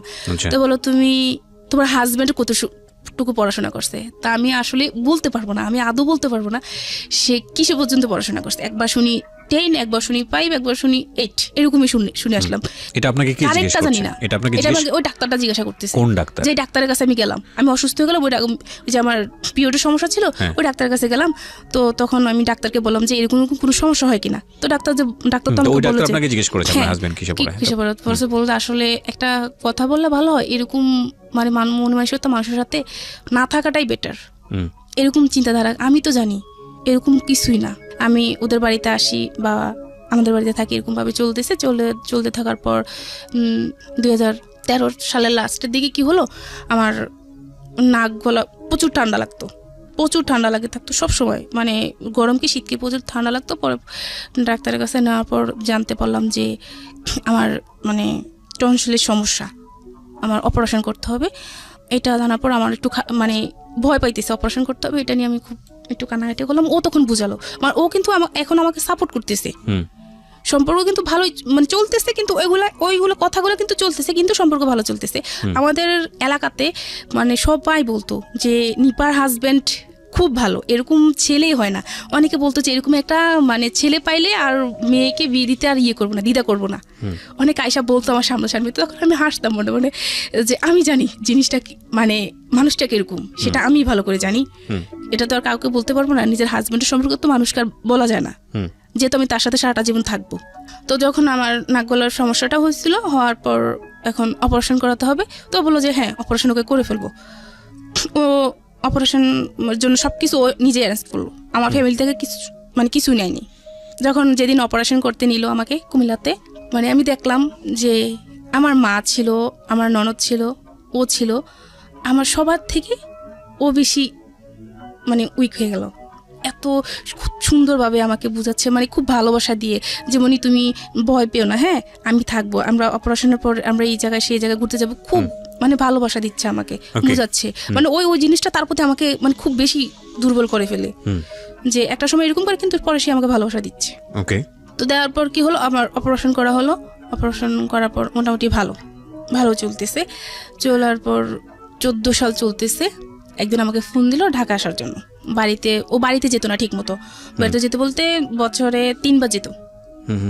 গ্রামের বাড়িতে বছরে 3 বার যেত, আমাকে আনতো মাঝে মাঝে। তো একদিন ফোন দিল যে তুমি আসো, বাড়িতে আসো, ওই ঢাকায় আসো। আসলে বাড়িতে গেলে তো আমার অনেক খরচ, তুমি আসলে আমরা দুজন ভালোভাবে সময়টা কাটাতে পারবো, এটা ভালো হবে না? তুমি সে হ্যাঁ, এটা তো ভালো হবে। এটা বলার পর আমি আসলাম, ঢাকায় আসলাম। ঢাকায় আসার পর বললো যে আমাদের বিয়ে তখন 3-4 বছর হয়ে গেল। তো বললো যে চলো আমরা করি, কোনো বেবি হচ্ছে না তখন। তো আমি বললো যে চলো আমরা নামাজ পড়তে যাবো, হাইকোর্ট মাজারে নামাজ পড়তে যাবো। আচ্ছা। তো আমি বললাম যে হ্যাঁ, এটা তো খুব ভালো কথা, আসো যাই। তো দুজন মিলে নামাজ পড়লাম, নামাজ পড়ে আসলাম। তো ও আমাকে বললো যে তুমি কিছু চাইও আল্লাহর কাছে, আমি কিছু চাইবো আল্লাহর কাছে। তো আমাকে বললো যে আমি বলবো না, কিন্তু তুমি বলতে হবে তুমি কি চাইছো আল্লাহর কাছে। তো এটা বলার পর আমি কি করলাম, যাক আসলাম, নামাজ পড়ে আসলাম। আসার পর এখন বাহিরে বসে একটা ফুচকা দোকানে বসলাম। বসার পর বললো যে তুমি কি চাইছো আল্লাহর কাছে। আমি বললাম যে বলবো। বলে কি? আমি একটা বেবি চাইছি আল্লাহর কাছে, যে আমার একটা বেবির দরকার। অনেকদিন তো হয়ে গেলে বিয়ে হলো, এখন আমার একটা বেবির দরকার। তো আর কিছু চাইতে পারলো না, তুমি বেবি চাইতে গেলা। তুমি চাইতে আমার যাতে ভালোভাবে ইনকাম করতে পারি, আমার টাকা পয়সা হোক, তারপরে তোমার বেবি। তোমার বেবি এখন নিতে পারবো না, আমার পক্ষে সম্ভব না এখন বেবি নেওয়া। বললো কি বললো এটা? পরে বলো যে শুনো, আমি একটা কথা বলি, তুমি আমার কথাটা শোনো মনোযোগ দিয়ে, এটা করলে ভালো হবে আমাদের। তো বললাম কি? পরে বলে যে আমি তোমাকে ঢাকায় রাখার পর আমি তোমাকে বিভিন্ন হোটেলে দিয়ে আসবো। দিয়ে আসার পর তুমি করে টাকা ইনকাম করবা। কি বলেন এসব?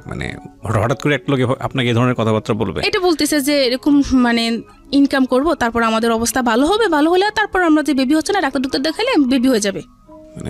এটা বিশ্বাস করার মতো কথা না, কিন্তু ঠিক এটাই করছে আমার সাথে। তো আমি বললাম যে কি বলো এটা? পরে বলে যে হ্যাঁ, কিছু হবে না, এটা শুধু তোমার আর আমার মাঝে থাকবে। আসো, আমরা যে নামাজ পড়ছি, নামাজ পড়ে আমরা করব যে আমরা কখনোই এই কথাগুলো আমাদের মাঝে থাকবে। যখন একটা সময় আমাদের সব কিছু হয়ে যাবে, তখন আর হবে না, এগুলো বন্ধ করে দেব, তখন আমরা ভালোভাবে চলতে পারবো। টাকা পয়সা যখন হয়ে যাবে, আমি ভালো একটা বিজনেস করব। ইলেকট্রনিক্সের কাজ করতো, ভালো ইলেকট্রনিক্সের। ও কি পয়সা কড়ির অভাব ছিল? বিয়ে হওয়ার পর আস্তে আস্তে আর কি, প্রথম যখন জানলাম টাকা পয়সা ভালো ছিল, কিন্তু পরে বুঝতে পারলাম যে ওর টাকা পয়সা আসলে তেমন নাই। আচ্ছা। তখন পড়াশোনার খরচ কে দিত? পড়াশোনার খরচ বলতে ভর্তি হওয়ার পর তার পড়াশোনা করতে পারিনি। ওই কলেজে 2-3 বার জামাইয়ের সঙ্গে থাকতেন না ওই সময়টা? না, আমি ওদের বাড়িতে থাকতাম, আমাদের বাড়িতে থাকতাম, ঢাকায় থাকতাম না। তো যখন ও এটা বললো, আমি বললাম যে কি বলো এটা কিভাবে সম্ভব? আল্লাহ, তুমি নামাজ পড়ে আয়সা এখন এটা বলতেছো?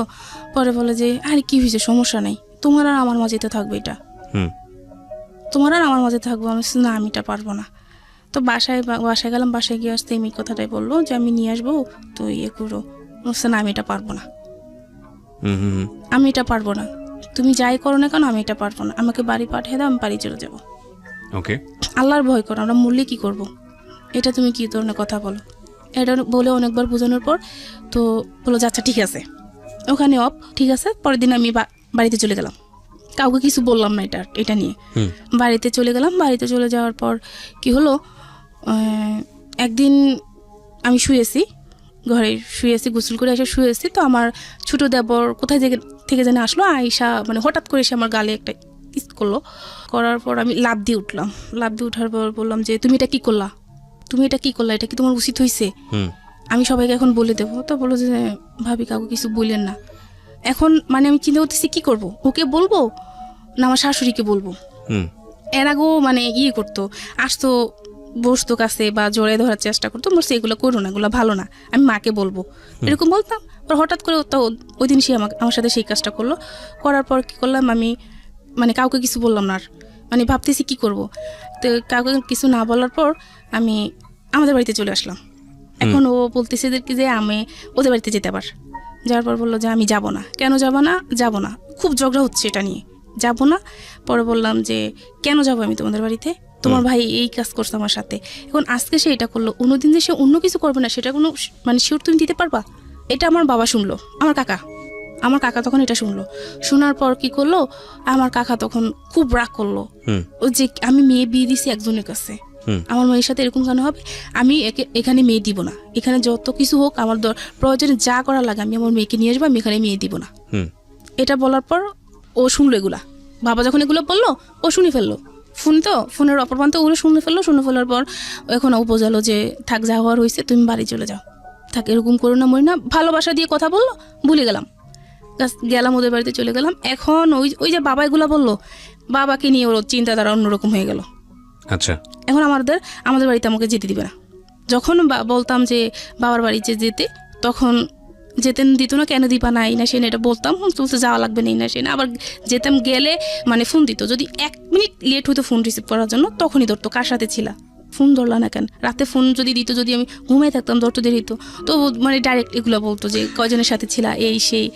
তোর বাবা মা, যেহেতু বাবার বাড়িতে আসতে চাইতাম, তো বলতো তোর বাবা মা কি তোকে ব্যবসা করার জন্য কি তোকে নিয়ে আসছে কিনা। দুটো জিনিস খেয়াল রাখবেন এখানে, ওনার বলার জায়গাটা স্ক্যাটার্ডলি, উনি যেভাবে বলছেন অনেক কিছু হয়তো ওইভাবে বলে উঠতে পারছেন না, কিন্তু দুটো বিষয় খুবই গুরুত্বপূর্ণ। একটা হচ্ছে হাজব্যান্ড ইন্সপায়ার করছে ওয়াইফকে এই ধরনের একটা পথে যাওয়ার জন্য যেখান থেকে পয়সা রোজগার হবে, আবার সেই সন্দেহ করছে এই ওয়াইফকে যে সে অন্য কারোর সঙ্গে ইনভলভ কিনা। তার মানে উনি যা বলছেন, মানে আমাদের আজকে নিপা যে কথাগুলো বলছেন সেগুলো যদি সত্য হয়ে থাকে, তাহলে আমরা ধরে নিতে পারি যে ওনার হাজব্যান্ড সুস্থ মানুষ হলেও মানসিকভাবে কিছু না কিছু সমস্যার মধ্যে রয়েছে, এবং এগুলোকে সাইকিয়াট্রিস্টের কাছে নিয়ে গেলে, মনোবিজ্ঞানীদের কাছে নিয়ে গেলে তেনারা বিভিন্ন রকম রোগ হিসেবে আইডেন্টিফাই করে, সেগুলোর নামও আছে, সেগুলো তারা বলেন। তো আমি যেহেতু সাইকিয়াট্রিস্ট না, আমি ওইভাবে আইডেন্টিফাই করছি না, তবে আমি ধরে নিচ্ছি যে এটা এক ধরনের মানসিক অসুস্থতা। কারণ একটা মানুষ যদি তার ওয়াইফকে দিয়ে এই ধরনের কথা চিন্তা ভাবনা করে যে তাকে দিয়ে সে পয়সা রোজগার করবে, বলতেই আমার খুব লজ্জা লাগে, সেই ওয়াইফকে সে সন্দেহ করে কি করে, বা সন্দেহ করার একটা যুক্তি তো থাকে না, তাই না? সে কার সাথে মুভ করলো না করলো সেটা তো যুক্তিই থাকে না। সো তার মানে ধরে নিতে আমার বাবার সাথে, যে তোর বাবার সাথে তোর অবৈধ কোনো সম্পর্ক আছে। কি বললো উনি, আমার বাবা মানে বাবা, বাবা কি তোর কাকা, তোর তো আপন বাবা না, ভেরি ভেরি ইনটলারেবল, তোর তো আপন বাবা না। তখন ভাইয়া মানে এটা শোনার পর যে আমি কোন পর্যায়ে ছিলাম আমি জানি না। আমার বাবা এরকম একটা মানুষ ছিলেন যে এত ভালো ছিলেন। আমার কি হয়েছিল, একবার কি হয়েছিল, মা ভাই বোন কেউ ছিল না বাসায়, শুধু আমি ছিলাম। আমি খুব অসুস্থ হয়ে গেছি, আমার পানির দরকার, বাবা পানি নিয়ে দরজার অপর প্রান্তে দাঁড়িয়ে আছে, আমার রুমে ঢুকে না যে আমি কোন অবস্থায় আছি। 10 মিনিট থাকার পর বাবা বললো কি মা পানি নিবি না, তখন এসে আমি নিলাম। সেই বাবাকে নিয়ে সেই ধরনের কথা বললো। তখন আমি আমার পক্ষে আর পারতেছি না। তখন আমি আমার দাদুর কাছে বললাম যে দাদি এই হচ্ছে, এখন কি করব। দাদি তো খুব করতেছে, হায় রে আমার ছেলে শুনলে কি হবে, এটা আমার ছেলে এত কষ্ট করলো আমার নাতিদের নিয়ে, সেই ছেলেটা এখন জীবনের এই পর্যায়ে আসা এরকম কথা শুনতে হচ্ছে। মানে খুব কান্নাকাটি করতাম তখন, মানে হায় রে কান্না, কাউকে বুঝতে দিতাম না ফ্যামিলিতে, কিন্তু রাতের পর রাত কান্না করতাম। তো এরকম হওয়ার পর 2015 সালের দিকে আমার ছোট বোনের একটা প্রবলেম হয়েছিল, যে বিয়ে দেওয়া হয়েছে, বিয়ে দেওয়ার যাই হয়েছে সমস্যা, 2-3 দিন পর ওকে নিয়ে আসা হলো। নিয়ে আসার পর ওই যে এই যে সময়টা, যে তারপর সেকেন্ড আবার বিয়ে হওয়ার যে সময়টা 4-5 মাস, ওই সময়টা যে সে আমার সাথে কিভাবে আচরণ করতো ভাইয়া, মানে তা বলে বোঝাতে পারবো না। এত বাজে ভিভ করতো, কিছু হলে বলতো তোকে আমি দিয়ে দেবো, তোকে আমি রাখবো না, তোকে আমি দিয়ে দেবো, এরকম আচরণ করতো, খুব বাজে বিহেভ করতো। একদিন হয়েছিল কি, ওরও ছোটো বোনের বিয়ে হয়েছিল, হওয়ার পর ও ছোটো বোনের শ্বশুরবাড়িতে বিভিন্ন দিতে হবে, ঈদের টাইমে তো উপহার হিসেবে কাপড় চোপড় দিতে হয়, তো সেই জন্য আমাকে ঢাকায় আনলো, মার্কেটিং করতে হবে, তো এই জন্য ঢাকায় আনলো। তখন কি করলো, ওই যে ও নতুন একটা বিজনেস শুরু করলো, এই যে ড্রেসে যে এমব্রয়ডারি করা হয়, যে ইলেকট্রনিক কম্পিউটারে যে ইয়েগুলো আছে না, এমব্রয়ডারি মেশিনগুলো আছে না, ওগুলো আর কি ও নিল, কারখানা করলো, এমব্রয়ডারি কাজ করতেছে। ওর বললো যে ঢাকায় আসলাম ওনাদের জন্য ড্রেস নিব, তো আমাদের ফ্যামিলিতে আবারও সেই সমস্যা, আগের মতো সমস্যা। তো এখন আমার হাজব্যান্ড ওর বোনকে বলতেছে যে ভাই আমার শ্বশুরবাড়িতে কাকে দেওয়া যায়, তো বললো যে একাকে দিস, আমার মাকে বললো যে ওর মাকে একটা দিস, তো ওদের ফ্যামিলিতে তো একটা সমস্যা, ঈদে তো কিছু নিতে পারবে না, ভাইদের অনেক সমস্যা, এখন ওদেরকে একটা দিস।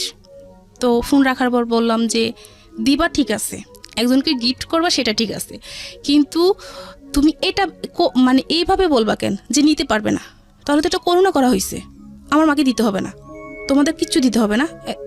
এটা নিয়ে মানে ওর সাথে আমার মোটামুটি ঝগড়া শুরু হয়ে গেছে। ঝগড়া শুরু হয়ে যাওয়ার পর আমি একটা পর্যায়ে বললাম যে তুমি আমাকে এখন মার্কেটে নিবা না, মানে মার্কেটে যাওয়ার জন্য রেডি হচ্ছে, তুমি আমাকে এখন মার্কেটে নিবা না, যদিও তখন মানে এইটা আমার বলা ঠিক হয়নি, আমি এটা বলে ফেলছি যে তুমি আমাকে মার্কেটে নিবা না, এই জন্য আমার সাথে এরকম করতেছো, ঝগড়া করতেছো।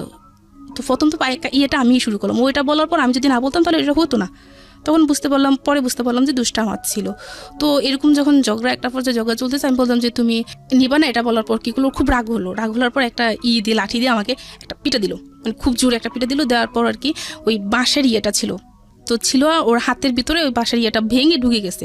ওরও রক্ত বের হচ্ছে, আমারও রক্ত বের হচ্ছে, মানে খুব রক্ত বের হচ্ছে। এখন আমার যে রক্ত বের হচ্ছে আমার ওটা খেয়াল নাই, ওর রক্ত বের হচ্ছে, আমার ওটাই মাথায় কাজ করতেছে, ওর রক্ত বের হচ্ছে, মানে ওরা আমি ঝড়াই ধরতেছি, তোমার হাতে রক্ত বাড়া করতেছে, দেখো আমি ওষুধ দিয়ে এসে, মানে ও তো আমাকে তখন ফেলে দিচ্ছে, ঝাড়া দিয়ে ফেলে দিচ্ছে যে না সর, তোর লাগবে না, এই না সেই না। এখন ও খেয়াল করলো যে আমার হাতও কেটে গেছে, তখন ও আবার ওর হাত রেখে আমার করলো। মানে এই যে দুইজনের যে একটা ভালোবাসার বিষয়টা হচ্ছে ওদের মধ্যে কিন্তু লাভ ছিল, সো এগুলো নোট করার মতো। এই বিষয়গুলো আছে, তারপরেও সন্দেহ আছে, তীব্রতা আছে, একজন আরেকজনকে দংশন করার মতো যে ধরনের ভেতরে বিষ থাকা দরকার সেই ধরনের ব্যাপারও আছে। এবং এটা অফকোর্স এটা মেল ডমিনেন্ট একটা সংসার, যেখানে আসলে আর একটা জিনিস, যে যখন একজন মানুষ জীবন গল্প বলে তখন সে নিজেকে ছাপিয়েই বলে, মানে নিজেকে এমন একটা জায়গায় সে প্রেজেন্ট করে যে আসলে সে অপরাধী না। হয়তো তার ওয়াইফ হাজব্যান্ডের কাছ থেকে শুনলেও হয়তো অনেক বিষয় দেখা যাবে তার ওয়াইফ সম্পর্কে সে বলছে, তো সেটাও একটু ভাবার বিষয় আছে। সব কিছু মিলিয়ে আপনারা ভাবেন আমরা একটা আলটিমেট একটা মেসেজ নিতে চাই, দেখা যাক কতদূর সেটা আমরা পেতে পারি। হ্যাঁ বলেন। তারপর মানে এরকম চলতেছিল, তো চলার পর খুব মানে ভালোবাসা মারামারি করে বাড়িতে আসার পর ও আসলো। ঈদে আসার পর কি হলো, বোনের হাজবেন্ড বোনসহ আমাদের বাড়িতে, আমার শ্বশুর বাড়িতে আসলো। আসার পর ওই আমি আমার দেবরের সাথে কথা বলতেছি, ও আমাকে চা চাইছিল যে আমাকে চা দাও, তো তুমি দাঁড়াও আমি দিচ্ছি। তো ভাইয়ের সাথে কথা বলতেছি যে ভাইয়া যাই হয়েছে এতদিন সংসার যেভাবে হয়েছে, কারণ এখন আমাদের দায়িত্ব যে সংসারটাকে ভালোভাবে তৈরি করা। আপনার বোন ছিল, বোনটাকে বিয়ে দিয়ে দিচ্ছেন, এখন আমরা মানে ভালোভাবে সংসারটাকে সুন্দরভাবে গুছিয়ে তুললে আর সমস্যা নাই। এভাবে নিয়ে ভাইয়ের সাথে সাংসারিকভাবে কথা বলতেছে। ও আমার হাজবেন্ড ওই যে বলো চা দিতে আমার মনে নাই, তো 10 মিনিট পরও আমাকে ডাক দিল, খুব জোরে ডাক দিল। তো ডাক দেওয়ার পর কি করলো, আমি গেলাম, যাওয়ার পর মানে কিছু বুঝে ওঠার আগে ও আমাকে এমন জোরে একটা থাপ্পড় দিল, মানে আমি পুরা পড়ে গেলাম, মানে কি হলো এটা।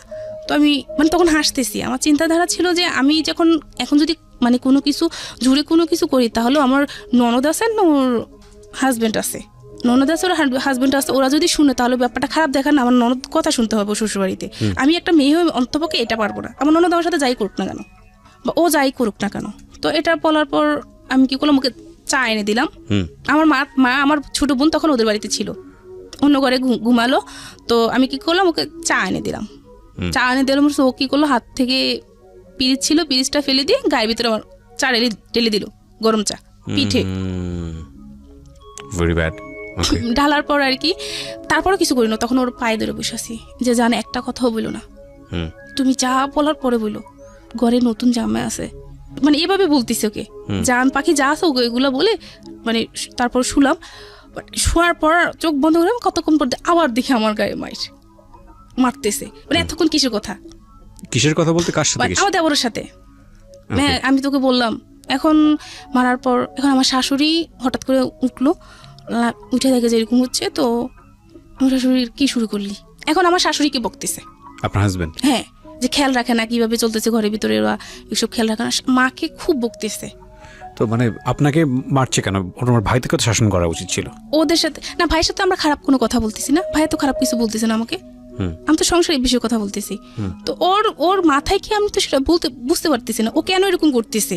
একটা সময় সে আমাকে ভালোবাসতেছে, আমার অসুস্থ হয়ে গেলে মানে আমাকে সে কি করবে, শুধু চিন্তাধারা এটা থাকে যে কোন ডাক্তার দেখালে আমাকে ভালো হবে, কোথায় নিলে আমাকে ভালো হবে, তার মাথায় শুধু এসব কাজ করে। আবার 19 থেকে 20 হতে গেলে আবার মারামারি, গালাগালি, মানে খুব এরকম চলতেছে। চলার পর তখন পরের দিন আবার এটা মিটমাট হয়ে গেল, নিজে সব মিটমাট করে ফেললো। আমার মা ছিল ওদের বাড়িতে, তখন আমার মাকে আমার শাশুড়ি বললো, আমাকে মারছে সেটা বলে নাই, বললো যে গালাগালি করছে। পরে আমাকে বললো যে মা কি হয়েছে, তো মা কিছু হয় না, আমি সব শুনছি। তখন মার কাছে তো আমি স্বীকার গেছি যে মা এরকম হয়েছে। তো মা বিশ্বাস করতে পারে না যে মা জামাই এরকম করবে, মানে আমার ফ্যামিলির কোনো মানুষ জানে না যে আমার হাজবেন্ড এরকম করতেছে আমার সাথে। ছোট আন্টি একটু জানে, ছোট আন্টিকে একটু জানি, পরে ছোট বোনকে একটু বলতেছি, ওকে সম্পূর্ণ বলতেছি না। তো এরকম চলতে থাকলো। তো একটা সময় কি হলো, ওই যে ওর চললো, মানে বিজনেসটা শুরু করলো। তো একদিন আমাকে ফোন দিয়ে বললো, 2016 সালের দিকে কোরবানি ঈদ ছিল, তার 2-3 দিন আগে, 3-4 দিন আগে আর কি। আমি ঢাকা এসে দেখা দেখে বেড়ে আবার দেশে গেলাম। যাওয়ার পর ও ফোন দিল আমাকে, ফোন দিয়ে বলল একটা কথা। বললাম যে কি? বলে যে মানে আমার যদি বিজনেসটা মানে একটু ভালো হয় তাহলে তুমি আমাকে হেল্প করবা। করবো না কেন, মানে ও বিজনেস করার জন্য আমি আমার ফ্যামিলি থেকে টাকা পয়সা এনে দিছি। যখন ও ব্যবসাটা শুরু করে তখন আমার ফ্যামিলি থেকে টাকা পয়সা এনে দিছি। হ্যাঁ, তো এখন এনে দিলাম, এখন যদি সামনে কিছু লাগে, আমার যতটুকু লাগে আমি হেল্প করব। তো বললো যে অন্য উপায় কি? তখন বললো যে আবারও সেম সেটা, যখন বাহিরেতে, যখন আমাদের মিশন আরও বাড়াবো, তখন বাহিরে আমরা কাজটা মালটাল সেল দিব, তখন যখন বাইরে আসবে তখন তাদেরকে খুশি করাতে পারবা না তুমি? কি বলতে চাও তুমি সেটা বলো। ওকে। তো বললে যে কেন বুঝো না? তা আমি বলছি যে আমার পক্ষে সম্ভব না। সামহাও ঘুরে ফিরে আপনাকে ওই জায়গাটায় নিয়ে যাওয়ার চেষ্টা করছে। তখন আমি ওর সাথে রাবিভ করলাম যে তুই কেন এরকম করতেছিস আমার সাথে, আর আমি কার জন্য করবো? তোর ভাই বোনের জন্য কেন করবো? আমি ওদের সাথে আমি কোনো অন্যায়ভাবে চলতেছি না। তোর ভাই বোনের জন্য কেমন আমি এটা করব? আমার বাচ্চা আছে, আমি কাকে খাওয়াবো? আমার একটা বাচ্চাও নিতেছে না। বাচ্চা নেওয়ার কথা বলে যে এখন নেওয়া যাবে না। বাচ্চা নেওয়ার জন্য ফোন দিলে বলতাম যে আমার বাচ্চার দরকার, এসে তখন কি করতো, সে বলতো যে আমি পারবো না, বাচ্চা নিব, এখন নিতে পারবো না, এখন নিলে আমার ফ্যামিলি দেখবে কে? তোর বাচ্চা নিলে এখন আমার কিডনি বিক্রি করতে হবে, কিডনি বিক্রি করে তারপর আমার সংসার চালাতে হবে, আমি এখন বাচ্চা নিতে পারবো না, এইসব বলতো। তখন এটা যখন এদিন এটা বলছে, ওর সাথে আমি খুব রাবভিভ করছি, তুই তুকারি করে কথা বলছি, মানে খুব ঝগড়া করছি ওর সাথে। আমি ঝগড়া করে তখন চিন্তা করলাম যে এখন কি করা যায়। তখন ঢাকায় যখন আসতাম না, তখন মাঝে মাঝে আপনার জীবনের গল্প আমি শুনতাম। আচ্ছা, জীবনের গল্প আমি শুনতাম। তো ওখান থেকে যে একটা কথা বলতেন না, যে যা করব মানে ভেবে চিনতে, একটা সিদ্ধান্ত নেওয়ার আগে ভেবে চিনতে সিদ্ধান্ত নিতে হবে, হুটহাট করে কোনো সিদ্ধান্ত নেওয়া যাবে না, এসব বলতেন। বা আপনার কথার মানে বোঝানোর ইয়াটা আমার খুব ভালো লাগতো, শুনতাম। তো এটা নিয়ে ও খুব করতো, এগুলো কি শোনো, এসে এগুলো ভালো না, এগুলো খুব খারাপ, মানে এটা নিয়ে এটা মানে একদিন একটা থাপ্পড় পর্যন্ত দিছে আমাকে। আমি কি বলে, এগুলো শোনা খুব ভালো, এগুলো খুব ভালো একটা অনুষ্ঠান, বলে না এগুলো ফালতু, এগুলো ভালো না। বাবাকে নিয়ে সন্দেহ, এবার নিয়ে সবকিছু মিলিয়ে একটা মানুষের পক্ষে সম্ভব না। আমিও অসুস্থ, দিনের পর দিন অসুস্থ থাকতাম। তো এই যে অসুস্থ থাকতাম, সেই দেখতো ডাক্তার, সেই দেখাতো। আমার অ্যাপেন্ডিসাইটের সমস্যা হয়েছিল, অপারেশন করেছে, সেই করছে এগুলা। 1 টাকা আমার ফ্যামিলি থেকে দেওয়া হয়নি, সম্পূর্ণ কিছু ও খরচ করলো। তখন ভাবতাম যে সে আমাকে ভালোবাসে, আমি তাকে ভালোবাসি, তাকে ছাড়া আমি একটা মিনিটও চিন্তা করতে পারতাম না। মানুষটা ভালো, হয়তো বা তার সমস্যা কিছু। তখন আমি আমার ননদকে বললাম যে তোমার ভাই তো এরকম করতেছে। মাকে বললাম যে মা, আপনার ছেলে তো এরকম করতেছে, একটা কাজ করেন, আপনার ছেলেকে একটা ডাক্তার দেখান, একটা ডাক্তার দেখালে তার ভালো হবে, সে যে এরকম করতেছে একটা ডাক্তার দেখালে খুব ভালো হবে। আর তো ওর আবার মাঝে কি শারীরিক একটু সমস্যা ছিল, তো আমার কথা হচ্ছে যে সমস্যা দিচ্ছে সমাধান করবে সে। আচ্ছা, আমার সবসময় এটা মনে হতো। তো ও বলতো যে আগে পায়া তুমি এখন আছো, এজন্য খুশি, কোনো সমস্যা নাই, মানে ও এটা ভাবতো। কিন্তু আমার কথা হচ্ছে যে আল্লাহ সমস্যা দিচ্ছে, আল্লাহ সমাধান করবে, তুমি ডাক্তার দেখাও। আপনি মানে প্রবলেমটা আসলে কার ছিল, আপনাদের হাজবেন্ড ওয়াইফের মধ্যে, যে বেবি না হওয়ার প্রবলেমটা? বেবি না হওয়ার জন্য তো কোনো ডাক্তারই দেখানো হয় নাই, কিন্তু বেবি তো আপনারা হচ্ছে না, বেবি চাচ্ছেন, ঠিক আছে, তো আপনারা আমি চাচ্ছি, ও চাচ্ছে না। তো একবার যেহেতু আমার পিরিয়ডের সমস্যা, আবারও আমি ঢাকাতে একটা মহিলা ডাক্তার দেখালাম। তো দেখানোর পর ওখানে মহিলা ডাক্তার একটা ওষুধ দিল আমাকে, এই ওষুধটা খাবেন, ওই ওষুধটা খেলে তারপর হাজবেন্ড ওয়াইফ একসাথে থাকলে বেবি হবে ইনশাল্লাহ। কিন্তু আমার হাজবেন্ড ওই ওষুধটি আমাকে কিনে দেয়নি। আমি বলি ওই ওষুধটা কিনো, কেন কিনবো, তো বেশি কথা বলবা না, তারপর ওকে, ঠিক আছে। এরকম ভাবে চলতেছে। পরে চলার পর যখন ও আমাকে এটা বললো, তখন সিদ্ধান্ত নিলাম যে না, আর সহ্য করা যায় না। তখন একটা কাজ করি, যে এই যে সে যে আমার সাথে এরকম করতেছে, তো আমাকে যা করতে হবে ভেবে চিন্তে করতে হবে। বোকা তো মানে বোকার মতো এতদিন সবকিছু সহ্য করছি, আমাকে এখন প্রমাণ করতে হবে যে আসলে সে মানুষ খারাপ, সে ভালো না। সবার কাছে সে অনেক ভালো একজন মানুষ, তাকে আমার প্রমাণ করতে হবে যে সে মানুষ ভালো না।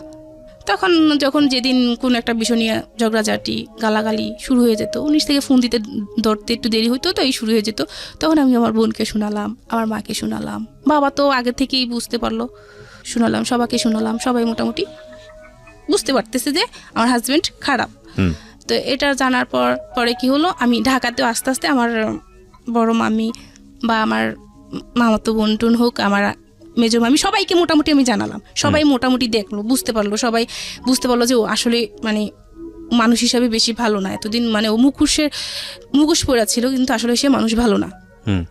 এরকম করার পর কিন্তু ও যে আমার সাথে ওগুলো প্রপোজ করতেছে, ওটা শুধু আমার ছোটো বোনকে বললাম আমি, যে মনি এরকম এরকম তোর ভাইয়া করতেছে আমার সাথে। ছোটো বোনটার বিয়ে হয়ে গেছে, তার বিয়ে হয়ে গেছে, তো তখন বিয়ে হয়ে যাওয়ার পর ছোটো বোনটাকে বললাম যে তোর ভাইয়া তো আমাকে এগুলো বলে। তখন ও বললো যে আপু তুই একটা কাজ কর, তুই যাইস না, ভাইয়ের কাছে যাইস না, এভাবে মানুষের জীবন চলে না, তুই যাইস না, কত সহ্য করবি তুই, আর কত সহ্য করবি। এটা বলার পর আমি সিদ্ধান্ত নিলাম যে আস্তে আস্তে সব কিছু মানে ওর কাছ থেকে আমার দূরে সরে যেতে হবে। কিন্তু এখন ওই যে আমি আমার ফ্যামিলির পক্ষ থেকে ওর জন্য যে আমি ফ্যামিলি থেকে টাকা পয়সা আনলাম, ওটা তো আমার দিতে হবে। তার আগেও সে টাকা পয়সা আনছে, ওই টাকাটাও এখনো দেওয়া হয় না। আমার নিজের রিক্সে যেটা আনলাম, আমার নিজের রিক্স নিয়ে মামির কাছ থেকে টাকা নিলাম, সেই টাকাটা তো আমাকে তাকে দিতে হবে। সবার টাকাটা বাদ যাক, আমি তো মামির টাকাটা নিতে হবে। তো এই কটা দিন আমি তার সাথে ভালো বাবু কাটে টাকাটা উঠে নেই, তারপর আমি যা করার করবো, সবাইকে তখন জানাবো। এটা হওয়ার পর আমি কি করলাম যে চলতেছি। এখন ও ফোন দিত না, এখন একটা পর্যায়ে কি হয়ে গেল, ঠিক মতো ফোন দিত না। এই যে ঝগড়াঝাটি এসব চলতেছে, একটা সময় সে আমাকে ফোন দিত না। তো ফোন দিত না, তখন খারাপ লাগতো, ভালোবাসার মানুষটা ফোন দিচ্ছে না, মানে খুব খারাপ লাগতো। তো তখন আমি ফোন দিতাম যে জান তুমি ফোন দিচ্ছ না কেন? তো বললো যে তোর রূপ আছে না গুণ আছে, তোর কোনটা আছে যে তোর সাথে আমি কথা বলবো? তোর রূপ আছে না গুণ আছে, কোনটা নিয়ে কথা বলবো তোর সাথে? এটা বলার পর নিজের কাছে একটু খারাপ লাগলো। ওই দিনে মনে হলো আর কি আমার হাজবেন্ড আমাকে পছন্দ করে বিয়ে করেনি। ওই বিয়ের পর দিন একটা বললো, তারপর থেকে আমাকে আর কোনোদিনও বুঝতেই দেয়নি। ও মায়ের সাথে বোনের সাথে যাই খারাপ ব্যবহার করতো, আমাকে কোনোদিন বুঝতে দেয়নি যে মানে সে আমাকে পছন্দ করেনি বা কালো বলে সে আমাকে কোনো অবহেলাই করেনি, এরকম কোনো কিছু বুঝতে দেয়নি। তখন যখন সে আমাকে এই কথাটা বললো, তখন আমি মানে অনেকটা খারাপ লাগলো আমার কাছে। তো খারাপ লাগার পর আমি আমাদের বাড়িতে আসলাম। আসার পর মাকে বললাম যে মা এরকম মানে আপনার জামাই তো এই কথা বলতেছে আমাকে। তো বলার পর মা বলে যে মানুষটা বর্তমানে কত কিছু ব্যবহার করে, তুই সব ব্যবহার কর, তুই দেখবি ফর্সা হয়ে যাবি। মা এগুলো কি বললেন, এগুলো তো ঠিক না, কয়দিন ব্যবহার করবো কালো হয়ে যাবে আবারও। তো মা কি করলো, একজনের কাছ থেকে পরামর্শ নিয়ে দে, তুই ব্যবহার করে এগুলা। তাকে এগুলো ব্যবহার করা শুরু করলাম, মোটামুটি মানে ভালো ফল পাচ্ছি। তো এখন কি হলো দেখতেছি না, মানে ওর চিন্তাধারা এখন এরকমই, কোনো কিছু তো হইলে বাবাকে নিয়ে সন্দেহ। আর ওই যে ওইটা বললাম, ওইটা এখন আপাতত তো হওয়ার পর আমি ঢাকায় আসলাম, একবার ঢাকা বেড়াতে আসলাম। আসার পর ও বলতেছে দেখো আমার মানে ওর সমস্যা ও সেটা প্রকাশ করেনি বা বলতে চায় না। বলে চলো আমরা একটা কাজ করি, যে আমরা 2-3 মিলে কিছু করি। কি করবা? তোমরা বলো 2-3 মিলে কিছু করি, এটা তো মজা পাওয়া যাবে। এমনিতে ডাইরেক্ট বলতেছে, তুমি যেগুলো বলতেছো আমি তো এগুলো সবাইকে বলে দেবো, আমি তো আর ভিতরে রাখবো না এগুলা। তো তুই বললে সমস্যা কি, কোনো সমস্যা আছে আমার? তোকে কে বিশ্বাস করবো? সবাই তো আমাকে বিশ্বাস করো, কেউ জানলে আমি জীবনও এটা করবো না। আমি বলবো তুই মিথ্যা কথা বলস। তো ওখানে আমি চিন্তা করলাম যে কথাটা ঠিক, কারণ ওকে সবাই খুব ভালোভাবে বিশ্বাস করে, ও এরকম মানুষে না, এরকম সবাই চিন্তা মানে করবে। এটা বলার পর তখন আমি ভাবলাম যে কি করা যায়, এখন কি করা যায়, না আর যাবো না। তখন ডিসিশন নিলাম যে আর না আর যাবো না। তখন বাড়ি আসলাম, বাড়ি আসার কিছুদিন পর আবার ঈদ ঘনিয়ে আসলো। ও ঈদের সময় বাড়িতে গেল, বাড়িতে যাওয়ার পর দেখলাম যে একজন একভাবে, ও ওর মতো চলতেছে, আমি আমার মতো চলতেছি, মানে দুজনের প্রতি ওই কোনো ভালোবাসা কোনো কিছু আগ্রহী নাই, মানে আমার দিক থেকে আগ্রহটা মোটেই নাই। আমার দিক থেকে আমি আগ্রহটা অনেকটা কমিয়ে দিছি, যে না এই লোকটার সাথে আমি আর কোনোভাবে সম্পর্ক মানে সামনে আর আগাবো না, যে লোকটা মানে আমার সাথে এরকম করতেছে। করার পরে কি হলো, আমি ওর সাথে কি নিয়ে জানি খুব ঝগড়া হলো আমার সাথে। ঝগড়া হওয়ার পর আমি বাবার বাড়িতে চলে আসলাম ঈদের টাইমে। চলে আসার পর এখন ডিসিশন নিলাম যে আমি আর যাবো না, ওর ভাত আর খাবো না, এরকম চিন্তা করে সবাইকে বলে দিলাম। তো সব বলে কি হয়েছে, বলেন এরকম করতেছে, আমার পক্ষে সম্ভব, আমি তো একটা মানুষ।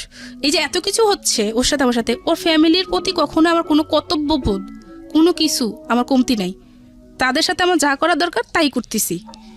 আর এরকম করতে তারপর আমি কি করলাম, বাবার বাড়ি চলে যাওয়ার পর তো আমার বড় মামির সাথে কথা হলো যে এরকম চলে আসবো।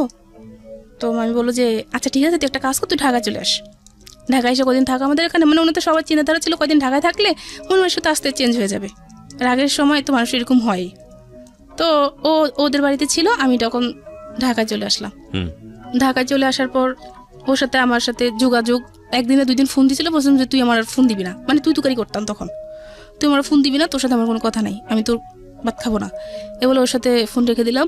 রেখে দেওয়ার পর ওর সাথে আমার সাথে কোনো যোগাযোগ নাই। তো মামার বাসায় গেলাম, মামার বাসায় গিয়ে চলতেছে এরকম। মামার বাসায় গিয়ে 18 দিন ছিলাম। 18 দিন থাকার পর আমার চিকুনগুনিয়া হয়েছিল। চিকুনগুনিয়া হওয়ার পর তো আমি যে ডাক্তারের কাছে নিতে পারতেছি না, এত অসুস্থ বা সমস্ত শরীর ব্যথা, তো আমি নামতে পারতেছি না। ওইটা আবার মামার বাসায় যে দারোয়ান উনি দেখছে। তো মামার বাসায় যে দারোয়ান, ওই দারোয়ান আবার ওকে চেনে, আমার হাজব্যান্ডকে খুব ভালোভাবে চেনে।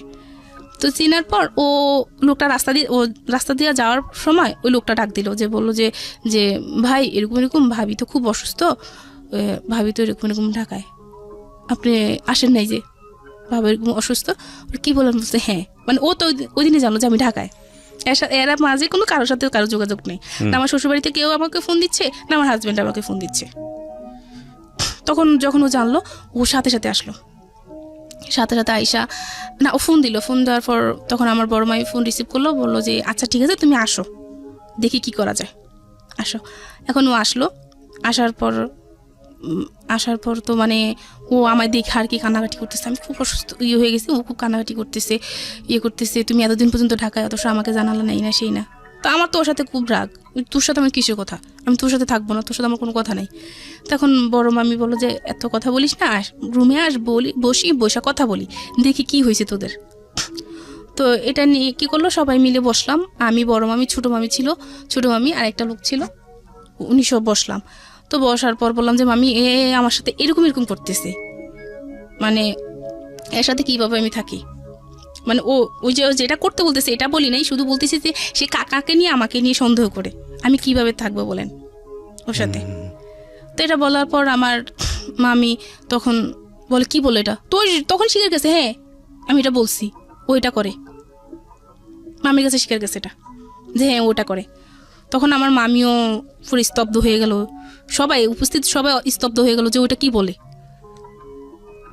মানে ফেরেশতা তুলে একটা মানুষের নামে সে কি বললো এটা বলার পর সবার মানে মাথায় ঠিক মতোই গেল যে এই জামাই ভালো হবে না, আর এই মেয়েকে এখানে রাখা যাবে না। তখন এখন সে খুব কান্নাকাটি করতেছে, আমার মা মেয়ের কাছে যাচ্ছে, আমার পায়ে পড়তেছে, আমার পায়ে ধরতেছে যে তুমি আসো, আমাকে একটা বার সুযোগ দাও, আমি ঠিক হয়ে যাবো, তুমি আসো।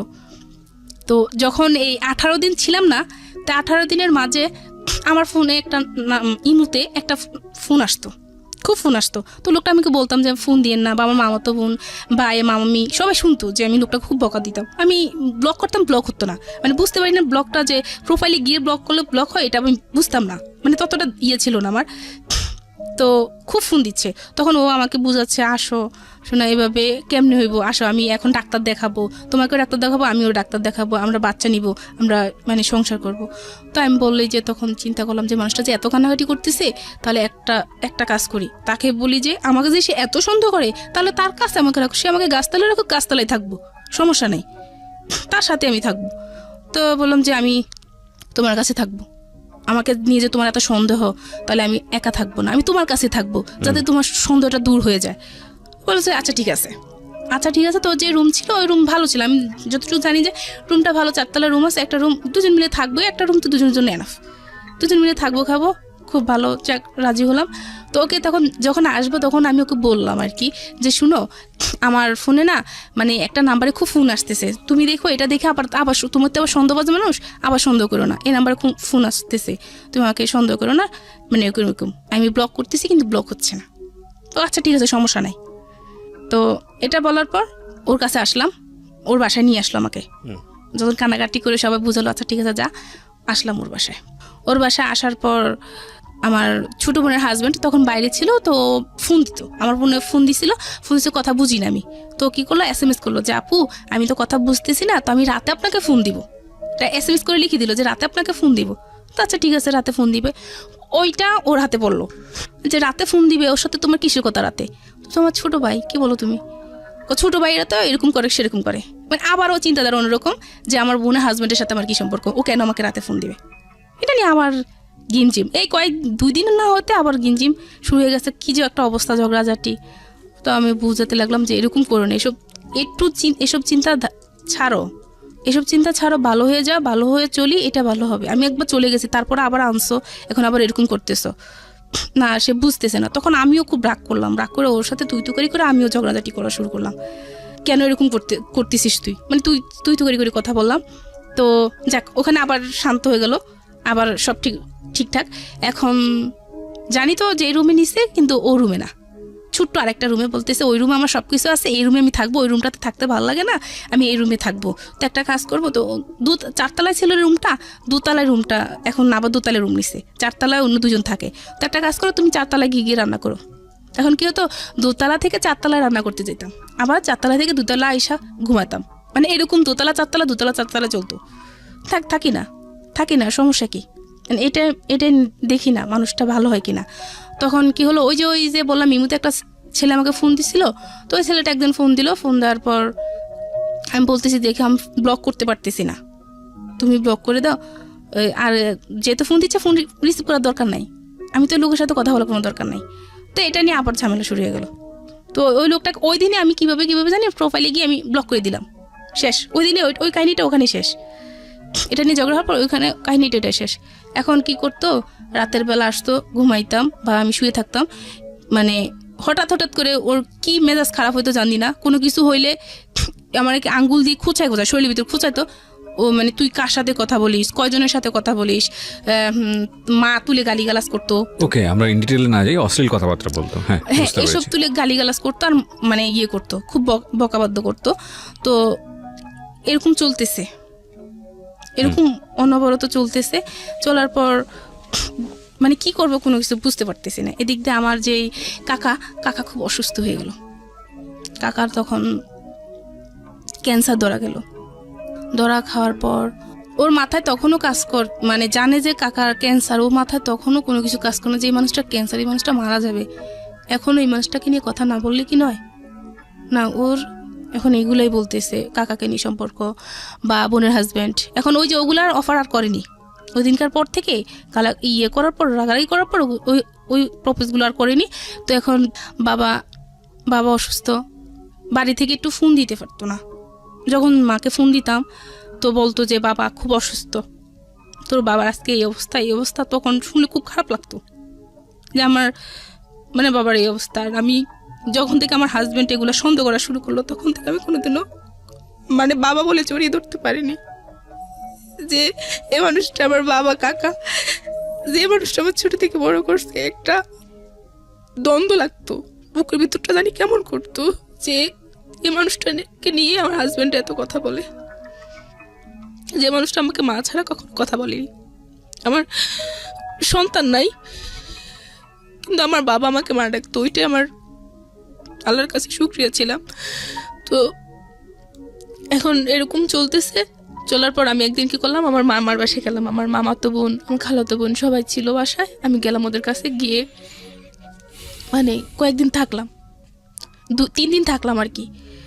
3 দিন থাকলাম, ওকে বললাম যে আমি থাকি। তো প্রথম দিল, কিন্তু পরে আসার পর আর কি এগুলো নিয়ে ঝামেলা করলো যে কেন ছিলি, এই সেই, তোর কি খবর আছে যে আমি যে একটা মানুষ ছিলাম, খাওয়া দাওয়ার কষ্ট হচ্ছে, তোর কি এটা খবর ছিল? এটা নিয়ে আর কি ঝগড়াঝাটি হলো। ও করলো আমার সাথে, আমি করলাম যে তুমি কি কইতে চাও এইসব। মানে এখন তো আমি পুরোপুরি ওর থেকে মানে দূরে চলে যাচ্ছি, যে মানুষটার সাথে আমি থাকবো না, এই মানুষটার সাথে আমি থাকবো না। যতই সুযোগ দিয়ে যাই করি না কেন, এই মানুষটার সাথে আমি মন মিশিয়ে আমি চলতে পারবো না। যে মানুষটা আমার সাথে এরকম করতেছে, দিনের পর দিন আমাকে এরকম অত্যাচার করতেছে, মানসিকভাবে এরকম অত্যাচার রাখতেছে। যে ডাক্তার দেখাক ছোট, কিন্তু এগুলা দিয়ে তো সে আমাকে শান্তি দিচ্ছে না। একটা মেয়ের শান্তি কিসে? স্বামী, সেই স্বামীর কাছে তো আমি শান্তি পাচ্ছি না। তো এটা নিয়ে খুব ঝগড়া হলো। একদিন রাতে খুব ঝগড়া হওয়ার পর মানে একটা পর্যায়ে ও আমাকে খুব মারলো, অনেক মারলো। মারার পর আমি আমার ভাইকে ফোন দিলাম যে আমার এই করছে, আমাকে মারছে। মারার পর কি করলো, ভাই আসলো পরের দিন। আসার পর ভাই আসা দেখলো যে আমার গলায় করে মানে মারছে, তো দাগ পড়ে গেছে, করছিল, সব কিছুতে দাগ পড়ে গেছিল। তো যখন ভাই বললো যে এগুলা কেউ বললো যে ভাইয়া ও তো আসলে অ্যালার্জির সমস্যা, এই কারণে এরকম। ওকে আমি কিচ্ছু করিনি, মানে ও যে এত মারতো। ও বলতো যে আমি একটা থাপ্পড় দিছি, এখনো পর্যন্ত স্বীকার যায় যে আমি একটা থাপ্পড় দিছি, আমি কখনো ওকে মারিনি। আমি বললাম যে আমি চলে যাবো, তা আবার বাড়িতে চলে গেলাম। বাড়িতে চলে যাওয়ার পর এখন আমার শ্বশুর শাশুড়ি ননদ দেবর সবাই বুঝাচ্ছে যে আরেকটা সুযোগ দেওয়া, আসো। ও কান্নাকাটি করতেছে, দেখো তুমি ছাড়া আমার কেউ নাই, আমি ভুল করছি, আমাকে ক্ষমা করে দাও, তুমি আসো। তখন পুরোপুরি ভাবলাম যে ওর মাথায় আসলে সমস্যা আছে, এই যে এই করতেও সমস্যা করে না, আবার এরকম করতেও সমস্যা করে না। আমার শাশুড়িকে ননদকে সবাইকে আবারও বললাম যে ওকে ডাক্তার দেখান। আমি তো দেখাতে পারবো না, আমি দেখাতে গেলে আবার অন্যরকম করবে, ভাববে যে আমি অন্য কিছু করতে চাইতেছি। ওকে ডাক্তার দেখান, ডাক্তার দেখালে ভালো হবে। এটা বলার পর এখন আমার শ্বশুর বলতেছে না আমরা মানে আমি যখন বলতেছি আমি যাব না, আমি যখন বলতেছি আপনার ছেলে এরকম এরকম এরকম করতেছে, মানে যখন গালিগালাজগুলো সব বলে দিচ্ছি যে এরকম এরকম গালি দেয় আমি কীভাবে থাকবো, পরে উনি বললো ওকে এরকম করতেছে, ও এরকম এরকম বলতেছে, আমি কিভাবে যাব ওখানে, কিভাবে থাকবো। তো মা এক মুখে বলে যে যা, আর এক মুখে বলে যে যাইস না, এরকম মানে মা এরকম বলতেছে, কি করবে মাও ভাবতেছে না। তো এখন আমি সিদ্ধান্ত নিলাম আমি আসবো না ওর কাছে। তখন মা মেজো ভাইকে মা বলতেছে, তো ওর মনে হয় আমার ছোটো মেয়ের সুখটা সহ্য হচ্ছে না, মা এরকম কিছু বলতেছে যে ওর জন্য আমার ছোটো মেয়ের সুখটা নষ্ট হবে। মা যখন এটা আমাকে বললো, তো বলার পর আমি অনেকটা কষ্ট পেলাম যে মা এটা বলতে পারলো, আচ্ছা ঠিক আছে আমি চলে যাই। পরে আবার চলে গেলাম, আবার ঢাকায় চলে আসলাম। আসার পর চলতেছে, তো এর মাঝে একদিন কি হলো, আমি ওর সময় বাড়িতে আসলাম ঈদে। আসার পর আমি যেহেতু একা থাকি, সবসময় একা থাকি, বাচ্চা কাচ্চা নাই, তো সেই ক্ষেত্রে কী করলো, নিজে আমাকে ফেসবুক আইডি খুলে দিল যে এটা চালাও, মন ভালো থাকবে। তো আচ্ছা আমি ফেসবুক আইডি খুলে দেওয়ার পর মানে কারোর সাথে তেমন কথা হতো না, আর কেউ মেসেজ করলো বলে দিতাম যে আমি বিবাহিত, আমার হাজব্যান্ড আছে, মানে বলে দিতাম। তাহলে আর কেউ কথা বলবে না, আর কেউ কথা বললে ফ্রেন্ডলি কথা বলবো, এর থেকে বেশি কিছু না। আমি তো ওকে ছাড়া কোনো কিছু চিন্তা করতে পারি না, ওকে ছাড়া কোনো কিছু চিন্তা করা মানে মনে হয় যে আমি মরে গেছি, মানে এরকম লাগতো আমার কাছে। তো কি হলো, একদিন একটা ছেলের সাথে আমি কথা বলতেছি, হাই হ্যালো বলতেছে যে কেমন আছো কি সে, আমিও বলতেছি ভালো আছি। তো বলার পর ও দেখতেছে, আমি জানি না ও যে দেখতেছে, ও দেখতেছে। দেখার পর কি করলো, ও আসলো, পেছন থেকে আসলো, আইসা আমার হাত থেকে ফোনটা নিয়ে গেল। তো আমার কথা হচ্ছে যে ও জানলে এখন এগুলো নিয়ে খুব ভেজাল করবে, কার সাথে কী বোঝে না বলছে সেটা সে বলবে না, সে উল্টাপাল্টা চিন্তাধারা কইরা মানে খুব ভেজাল করবে। তো ওটা ফোন নিয়ে টানাটানি করতেছে, তুমি ফোন দাও। বলছে না তুই কার সাথে কথা বলিস, তোর ফোন দিব না। তো বলছে ফোন দাও তুমি। তো বলতেছে না ফোন দেওয়া যাবে না। এটা নিয়ে ওর সাথে আমার সাথে মানে ছেলেটা কে ছিল? ছেলেটা ফেসবুক ফ্রেন্ড। তো আপনি তো জানেন আপনার হাজবেন্ডের এরকম একটা সমস্যা আছে, এরকম সমস্যা আছে, তারপর আমার মাথায় তো কিছু কাজ করতেছে না, মানে ওই যে সময় যাচ্ছিল না, ওই আগে ইয়ে হচ্ছে, তো এখন ফ্রেন্ড আসতে মাঝে মধ্যে করতো, মানে অত অবিরত কথা বলতাম না। ঠিক আছে, তারপর কি হয়েছে?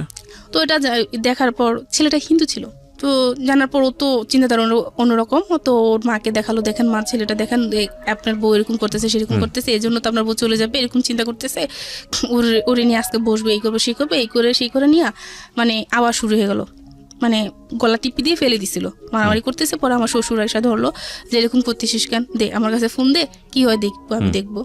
পরে এটা নিয়ে আর কিছু বলে নেই, ও চলে গেল, বাজারে চলে গেলাম, আবার আসলো, আয়সা বলে এখন ঠান্ডা মাথা বলতেছে, বলো এগুলো কে ছিল, ছেলেদের সাথে তোমার কি সম্পর্ক? আমি বলছি জাস্ট ফ্রেন্ড, আর কিচ্ছু না, তুমি শুধু নাম ভুলবে তো না, জাস্ট ফ্রেন্ড, এর থেকে আর বেশি কিছু না। তো বলতেছে না ওর সাথে তোমার অন্য কোনো সম্পর্ক। তো আচ্ছা ঠিক আছে, তাহলে ব্লক করে দাও। তাহলে তো হয়েছে, তো আচ্ছা ঠিক আছে ব্লক করে দিছি। ওখানেই শেষ, ব্লক করে দিছি। এখন এটা নিয়েও কি করতো, রাতে এটা নিয়েও কথা তুলতো, বিভিন্ন সময় মেজাজ করা থাকতো যে ওর ফ্যাক্টরিতে ফোন দিত, ওর ভাই থাকতো না ফ্যাক্টরিতে, ভাই থাকতো না, পাইতো না। তো না পাইলে কি করতো, ওর ভাইকে যদি না পাইতো ওই ঝালটা আমার উপর উঠাইতো, ওর রাগটা আমার উপর উঠাইতো। এটা নিয়ে এরকম ঝামেলা হচ্ছে দিন তারপর আবার ঢাকায় চলে গেলাম, ওই ইয়ের পর তারপর দিন ঢাকায় চলে আসলাম।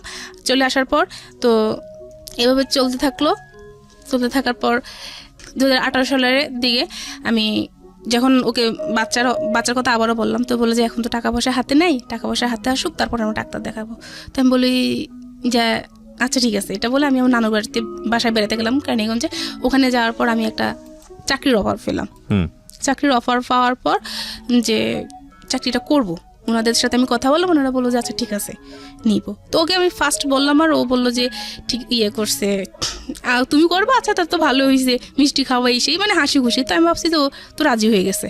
তো আমার কাছে আমার সবসময় কাগজপত্র আমার সাথে থাকে, আমি কি করলাম কাগজপত্র সব কিছু জমা দিয়ে দিলাম, মানে চাকরি করবো আমি। যে পরে ওরকম আমি বুঝে বললাম, শুনো যেহেতু তোমার কাছে টাকা পয়সা নেই, তো আমি তাহলে 2 বছর চাকরি করি, 2 বছর চাকরি করে টাকা পয়সা যা জমিয়ে তারপর আমরা ভেবে নিব, ডাক্তার দেখাবো, তুমি এদিকে তুমি করে তুমি তোমার সংসারটাকে গড়ে তোলো। তা এটা বলছি, আচ্ছা ঠিক আছে। এখন কাগজপত্র জমা দিতে গেছি, তখনও কিছু বললো না, যখন আমি ওই অফিসে গেলাম, হেড অফিসে না, আরেকটা ব্রাঞ্চে গেলাম, তারপর ওনারা কি বললো যে আপনার হাজব্যান্ডের সাথে কথা বলবো। আচ্ছা ঠিক আছে বলুন। আমি তো জানি আমার হাজব্যান্ড বলছে আমাকে, তো আমার হাজব্যান্ডের সাথে কথা বলতে দিয়েছে। ও বললো যে আমি জানি না, ওর ফ্যামিলি জানে, ওর ফ্যামিলি যদি ওকে চাকরি করতে দেয় তাহলে আমার সেটা জানার বিষয় না। এটা বলার পর উনি বলতেছে আপনার হাজব্যান্ডের সাথে আপনার দূরত্ব আছে? আসছে না, দূরত্ব নেই। তাহলে সে এটা বললো কেন? আচ্ছা ঠিক আছে, সমস্যা নেই, আপনি চলে যান, চলে গিয়ে ওনাকে বুঝান, সমস্যা নেই, আমরা আপনাকে ফোন দিব। তো এটা বলে আমি বাসায় গেলাম। বাসায় গিয়ে ওর সাথে মানে আমি খুব রাব বিহেভ করলাম। আমি নিজে যে তুই এটা বললি কেন, আমি তো ভালোই চাচ্ছি, যে তোর যে টাকা পয়সা নাই, তুই যে বাচ্চা কাচ্চা নিতে পারবি না, তাহলে আমি টাকা জোগাড় করে আমি ডাক্তার দেখাবো, তুই এটা বললি কেন? এটা নিয়ে ওর সাথে আমার মানে খুব ঝগড়া হওয়ার পর কি করলাম যে যা আমি থাকবো না, আর আমাকে রাখতে পারবি না, এতদিন এত কিছু হয়েছে, আর রাখতে পারবি না, এটা করে আমি চলেই আসবো, যে যা তোকে এখান থেকে আমি ডিভোর্স দিয়ে যাব। তো ও দুজনে মিলেই ঝগড়া করতেছি। তো করার পর কি হলো, কি বলছে আচ্ছা ঠিক আছে আয়, তুই আমাকে ডিভোর্স দিবি, তো আয় আমার সাথে আয়। তো আমি কি করছি, সত্যি সত্যি ওর সাথে বেরিয়ে গেলাম। বাইরে যাওয়ার পর কি করলো, ওর একটা ফ্রেন্ডের বাসা নিয়ে গেলো। তা আমি আবার মেজু ভাইকে বললাম যে এরকম ওর ফ্রেন্ডের বাসা আমাকে নিয়ে যাচ্ছে, আমরা আজকে মানে আলাদা হয়ে যাব। তো এটা বলার পর আমার ভাই তো মানে ভয় পেয়ে গেল যে ওর ফ্রেন্ডের বাসা কেন নিবে। এটা মানে ভয় পাওয়ার পর ভাই কি করলো, আমাদের আত্মীয় স্বজন যাচ্ছে সবাইকে জানালো যে এরকম আমি একটা জায়গায় যাচ্ছি, যদি কোনো সমস্যা হয় তাহলে আমি ফোন দিব। এটা বলে ওর ফ্রেন্ডের বাসায় গেলাম, দেখলাম যে না, স্বাভাবিক কোনো ফ্যামিলি বাসা যাওয়ার পর ওরা আমাকে বুঝালো যে এভাবে এরকম করেন না। নিয়ে আসলো যে ভাই দেখেন ও এরকম পাগলামি করতেছে, তো বুঝালো।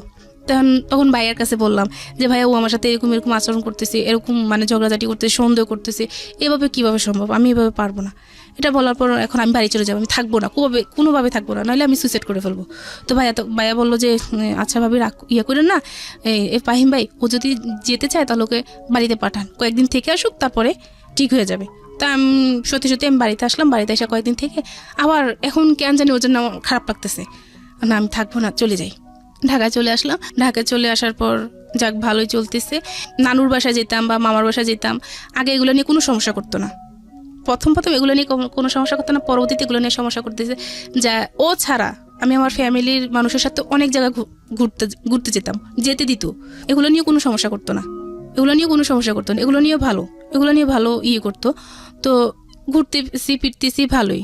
এখন রমজানে কি করলাম, ও একদিন বসে বসে আমাকে বলতেছে যে তুমি কোন দিন জানি মানে টার্গেটে পড়ে গেছো। তুমি কি টার্গেটে বলছো, তুমি মেরে ফেলবো নাকি, কিসের টার্গেট বলতেছো তুমি? এগুলা বলছো টার্গেটে পড়ে গেছো, তুমি হাসতেছে আর বলতেছে টার্গেটে পড়ে গেছো। তা আমি এটাতে খুব ভয় পাইছি যে কিসের টার্গেটে পড়ে যাচ্ছি আমি। তো বললো যে না কিছু না, এ বলে ও মানে তখনই চুপচাপ হয়ে গেল। তখন আমার খুব ভয় লাগলো যে সে খারাপ কিছু একটা করতে চাচ্ছে, যে আমি টার্গেটে পড়ে যাচ্ছি। তখন আমি আমার ফ্যামিলিকে বললাম যে ওরকম করতেছে। এখন সবাইকে মোটামুটি বলা হয়ে গেল, এখন সবাই চাইতেছে যে চলে আয়। এখন সবাইকে বিশ্বাসও করাতে বললাম যে এখন আমাকে কেউ দোষ দিতে পারবে না, কেউ বলতে পারবো না যে আরেকটা সুযোগ দে, কেউ বলতে পারবো না ধৈর্য ধর, তো আমি দোষলাম। সবাইকে দেখানোর পর আমি কি করলাম, ঈদে বাড়িতে গেলাম। বাড়িতে গিয়ে আবার চলে আসলাম, চলে আসার পর এখন বাবা অসুস্থ, আরো বেশি গুরুতর অসুস্থ হচ্ছে।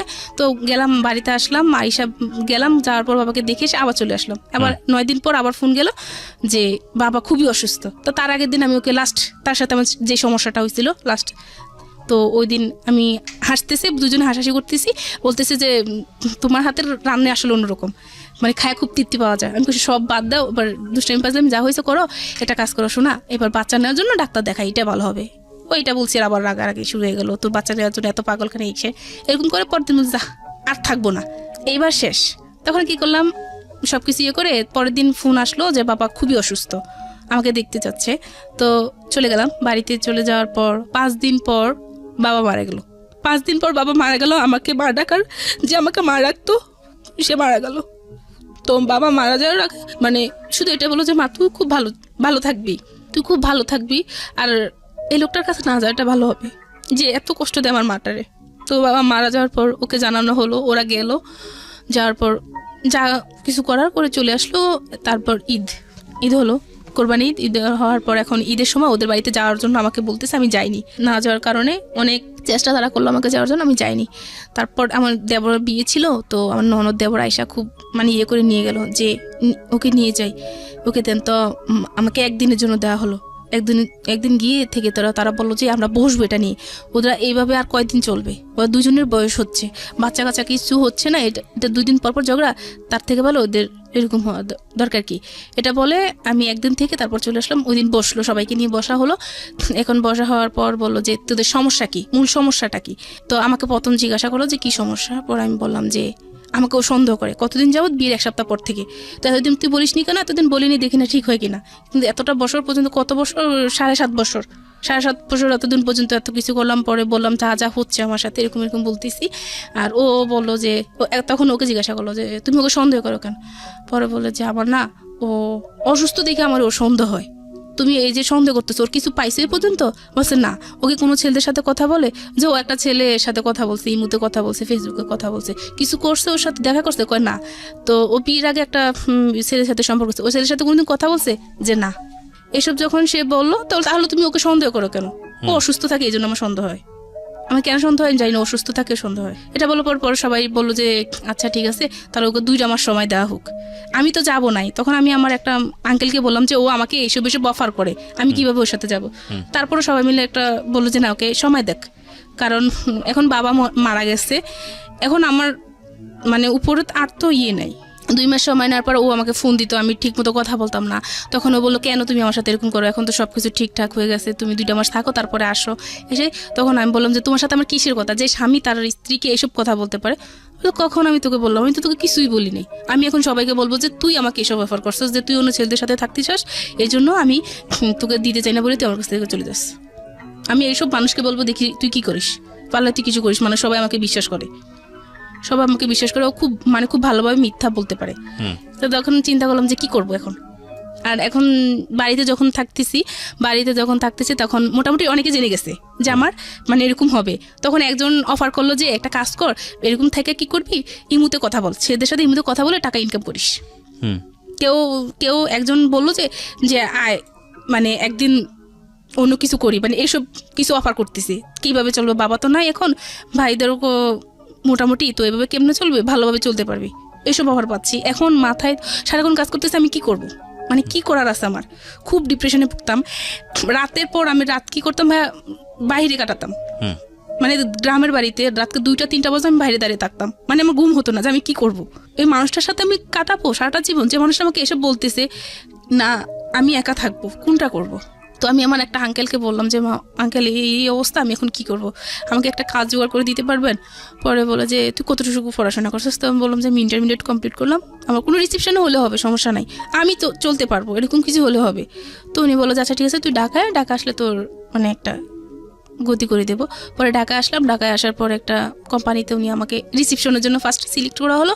তো সিলেক্ট করার পর আর ওনারা আমাকে রিসেপশনে না রেখে অন্য কাজে দিয়ে দিল অ্যাকাউন্টসে, যে তুমি এটা করো, দেখি তুমি পারবে না। আমি তখন ভাই কিছুই জানতেছি না, কম্পিউটার সম্পর্কে কিছুই জানি না, বা আমি যেহেতু পড়াশোনা থেকে এতটা বছর দূরে, আমি ইংলিশ সম্পর্কে সব কিছু আমার মাথা থেকে চলে গেছে, আমি কোনো কিছু পারতেছি না। তো আমার কলিগ যারা, তারা আমাকে খুব হেল্প করছে, বস সবাই খুব হেল্প করতেছে, আমাকে হেল্প করে আমি মানে এখন অনেকটা ভালো পর্যায়ে চলে গেছি। আর এখন ওর সাথে তো আর কোনো যোগাযোগ নাই। কতদিন যাবত যোগাযোগ নাই? ওর সাথে যোগাযোগ নাই, ওই ঢাকায় আসার আগ থেকে ওর সাথে আর যোগাযোগ ছিল না। মাঝখান দিয়ে একদিন ফোন দিয়ে বুঝতে চাইতেছে যে সে কি করতে চায়। আপনি এটা বলেন। প্রায় 7 মাস। 7 মাস। আপনি ভালো আছেন না বন্ধ আছেন? ভাইয়া ডিভোর্স হয়ে গেছে। ডিভোর্স হয়ে গেছে, তো ভালো আছেন না বন্ধ আছেন? এখন ভাইয়া আমি যেখানে কাজ করতেছি ওখানে একটা ইন্টারন্যাশনাল কোম্পানি, তো আমি আপনাকে জিজ্ঞেস করছি ভালো আছেন না বন্ধ আছেন? আমি হ্যাঁ, না ইন ডিটেইল না, আপনি শুধু অ্যানসার করেন ভালো আছেন না বন্ধ আছেন। আমার ইন ডিটেইল জানার দরকার নাই, আমি ঘটনা যেটা বুঝতে পেরেছি অনেক আগেই বুঝতে পেরেছি। আপনি শুধু আমাকে এইটুকু অ্যানসার করেন যে আপনার আগের যে জীবন ছিল সেই জীবনের থেকে এই জীবনটা ভালো না বন্ধ? আগের জীবন থেকে এই জীবনটা আছে, ভালো আছে, কিন্তু কি অনেকটা ডিপ্রেশন আছে এখন। যেটা হচ্ছে যে আমি যে জব করতেছি সেখানে আমার বস চাচ্ছে যে আমি আরো বেশি কাজ করি, বা আমি আরো বেশি ইংলিশ, সেটা সব জায়গায় থাকবে। Life is not without problem. আমাকে বলে দিছে যে আমার এই কাজের পাশাপাশি অন্য কাজ খুঁজতে, কিন্তু আমি কোথায় কোনো কাজ পাচ্ছি না। Life is not that kind of thing যে আপনি যেখানে যাবেন সেখানে 100% হ্যাপি হবেন, সেটা বড় কথা না। কিন্তু আপনি যেখানে ছিলেন সেখান থেকে আপনি এসকেপ করে আপনি একটা বেটার লাইফে আসতে পেরেছেন কিনা সেটাই হচ্ছে মূল কথা। আমি ওইরকম ডিপ্রেশন থেকে, ওরকম একটা খারাপ জীবন থেকে এখন আমি একা আছি, ভালো আছি। দিনের পর 7 দিন ইয়ার্স এত কষ্ট ধরে না আপনি করেন। একটা মানুষকে বুঝে উঠতে পারেন নাই, বা 7 ইয়ার্স ধরে একটা মানুষের সাথে আপনি সিদ্ধান্ত নিতে পারেন নাই। অনেকে 7 বছর না, অনেকে 27 বছরও পারে না, এটাই সত্য কথা, the ugliest truth of life. তারপর আমার মনে হয় যে মানুষটার সঙ্গে আপনার হচ্ছিল না, যে মানুষটা আপনাকে সন্দেহ করে, এবং সন্দেহ করে আলটিমেটলি একটা মানুষ আপনাকে খুনও করতে পারে, হ্যাঁ, ভুল করে খুনও করতে পারে, সন্দেহ এরকম একটা বাতিক। তো সেই জায়গাটা থেকে আমার মনে হয় সিদ্ধান্তটা ঠিকই আছে, প্রথম কথা হচ্ছে এটা। আর দ্বিতীয় কথা হচ্ছে যে 7 বছরও যেহেতু সে আপনাদের সন্তান নেওয়ার ব্যাপারে কোনো সিদ্ধান্ত নিতে পারেনি, তার মানে সামথিং ইজ রং। তো আজকের এই জীবন গল্পটা আপনি কেন বললেন? আপনার কথা থেকে শেষ করতে চাই আমাদের এই অনুষ্ঠানটা। আমার বললাম যে যেই কেউ কোনো সিদ্ধান্ত নেওয়ার আগে ভেবেচিন্তে কোনো সিদ্ধান্ত নিবে, আর আমার মতো যাতে টাইমটা কেউ বেশি না নেয়, মানে আপনি মনে করেন যাই সমস্যা হোক না কেন পরিবারের কাছে যাতে সেটা শেয়ার করে। Right, 7 years is a big time. পরিবারের কাছে যেটা শেয়ার করে সেটা ভালো হবে। আর আমি এটা যেটা করছি সেটা আমার দিক থেকে আমি খুব ভালো করছি। আর আমি যে জীবনের গল্প শোনার পর আমি এটা বুঝতে পারছি যে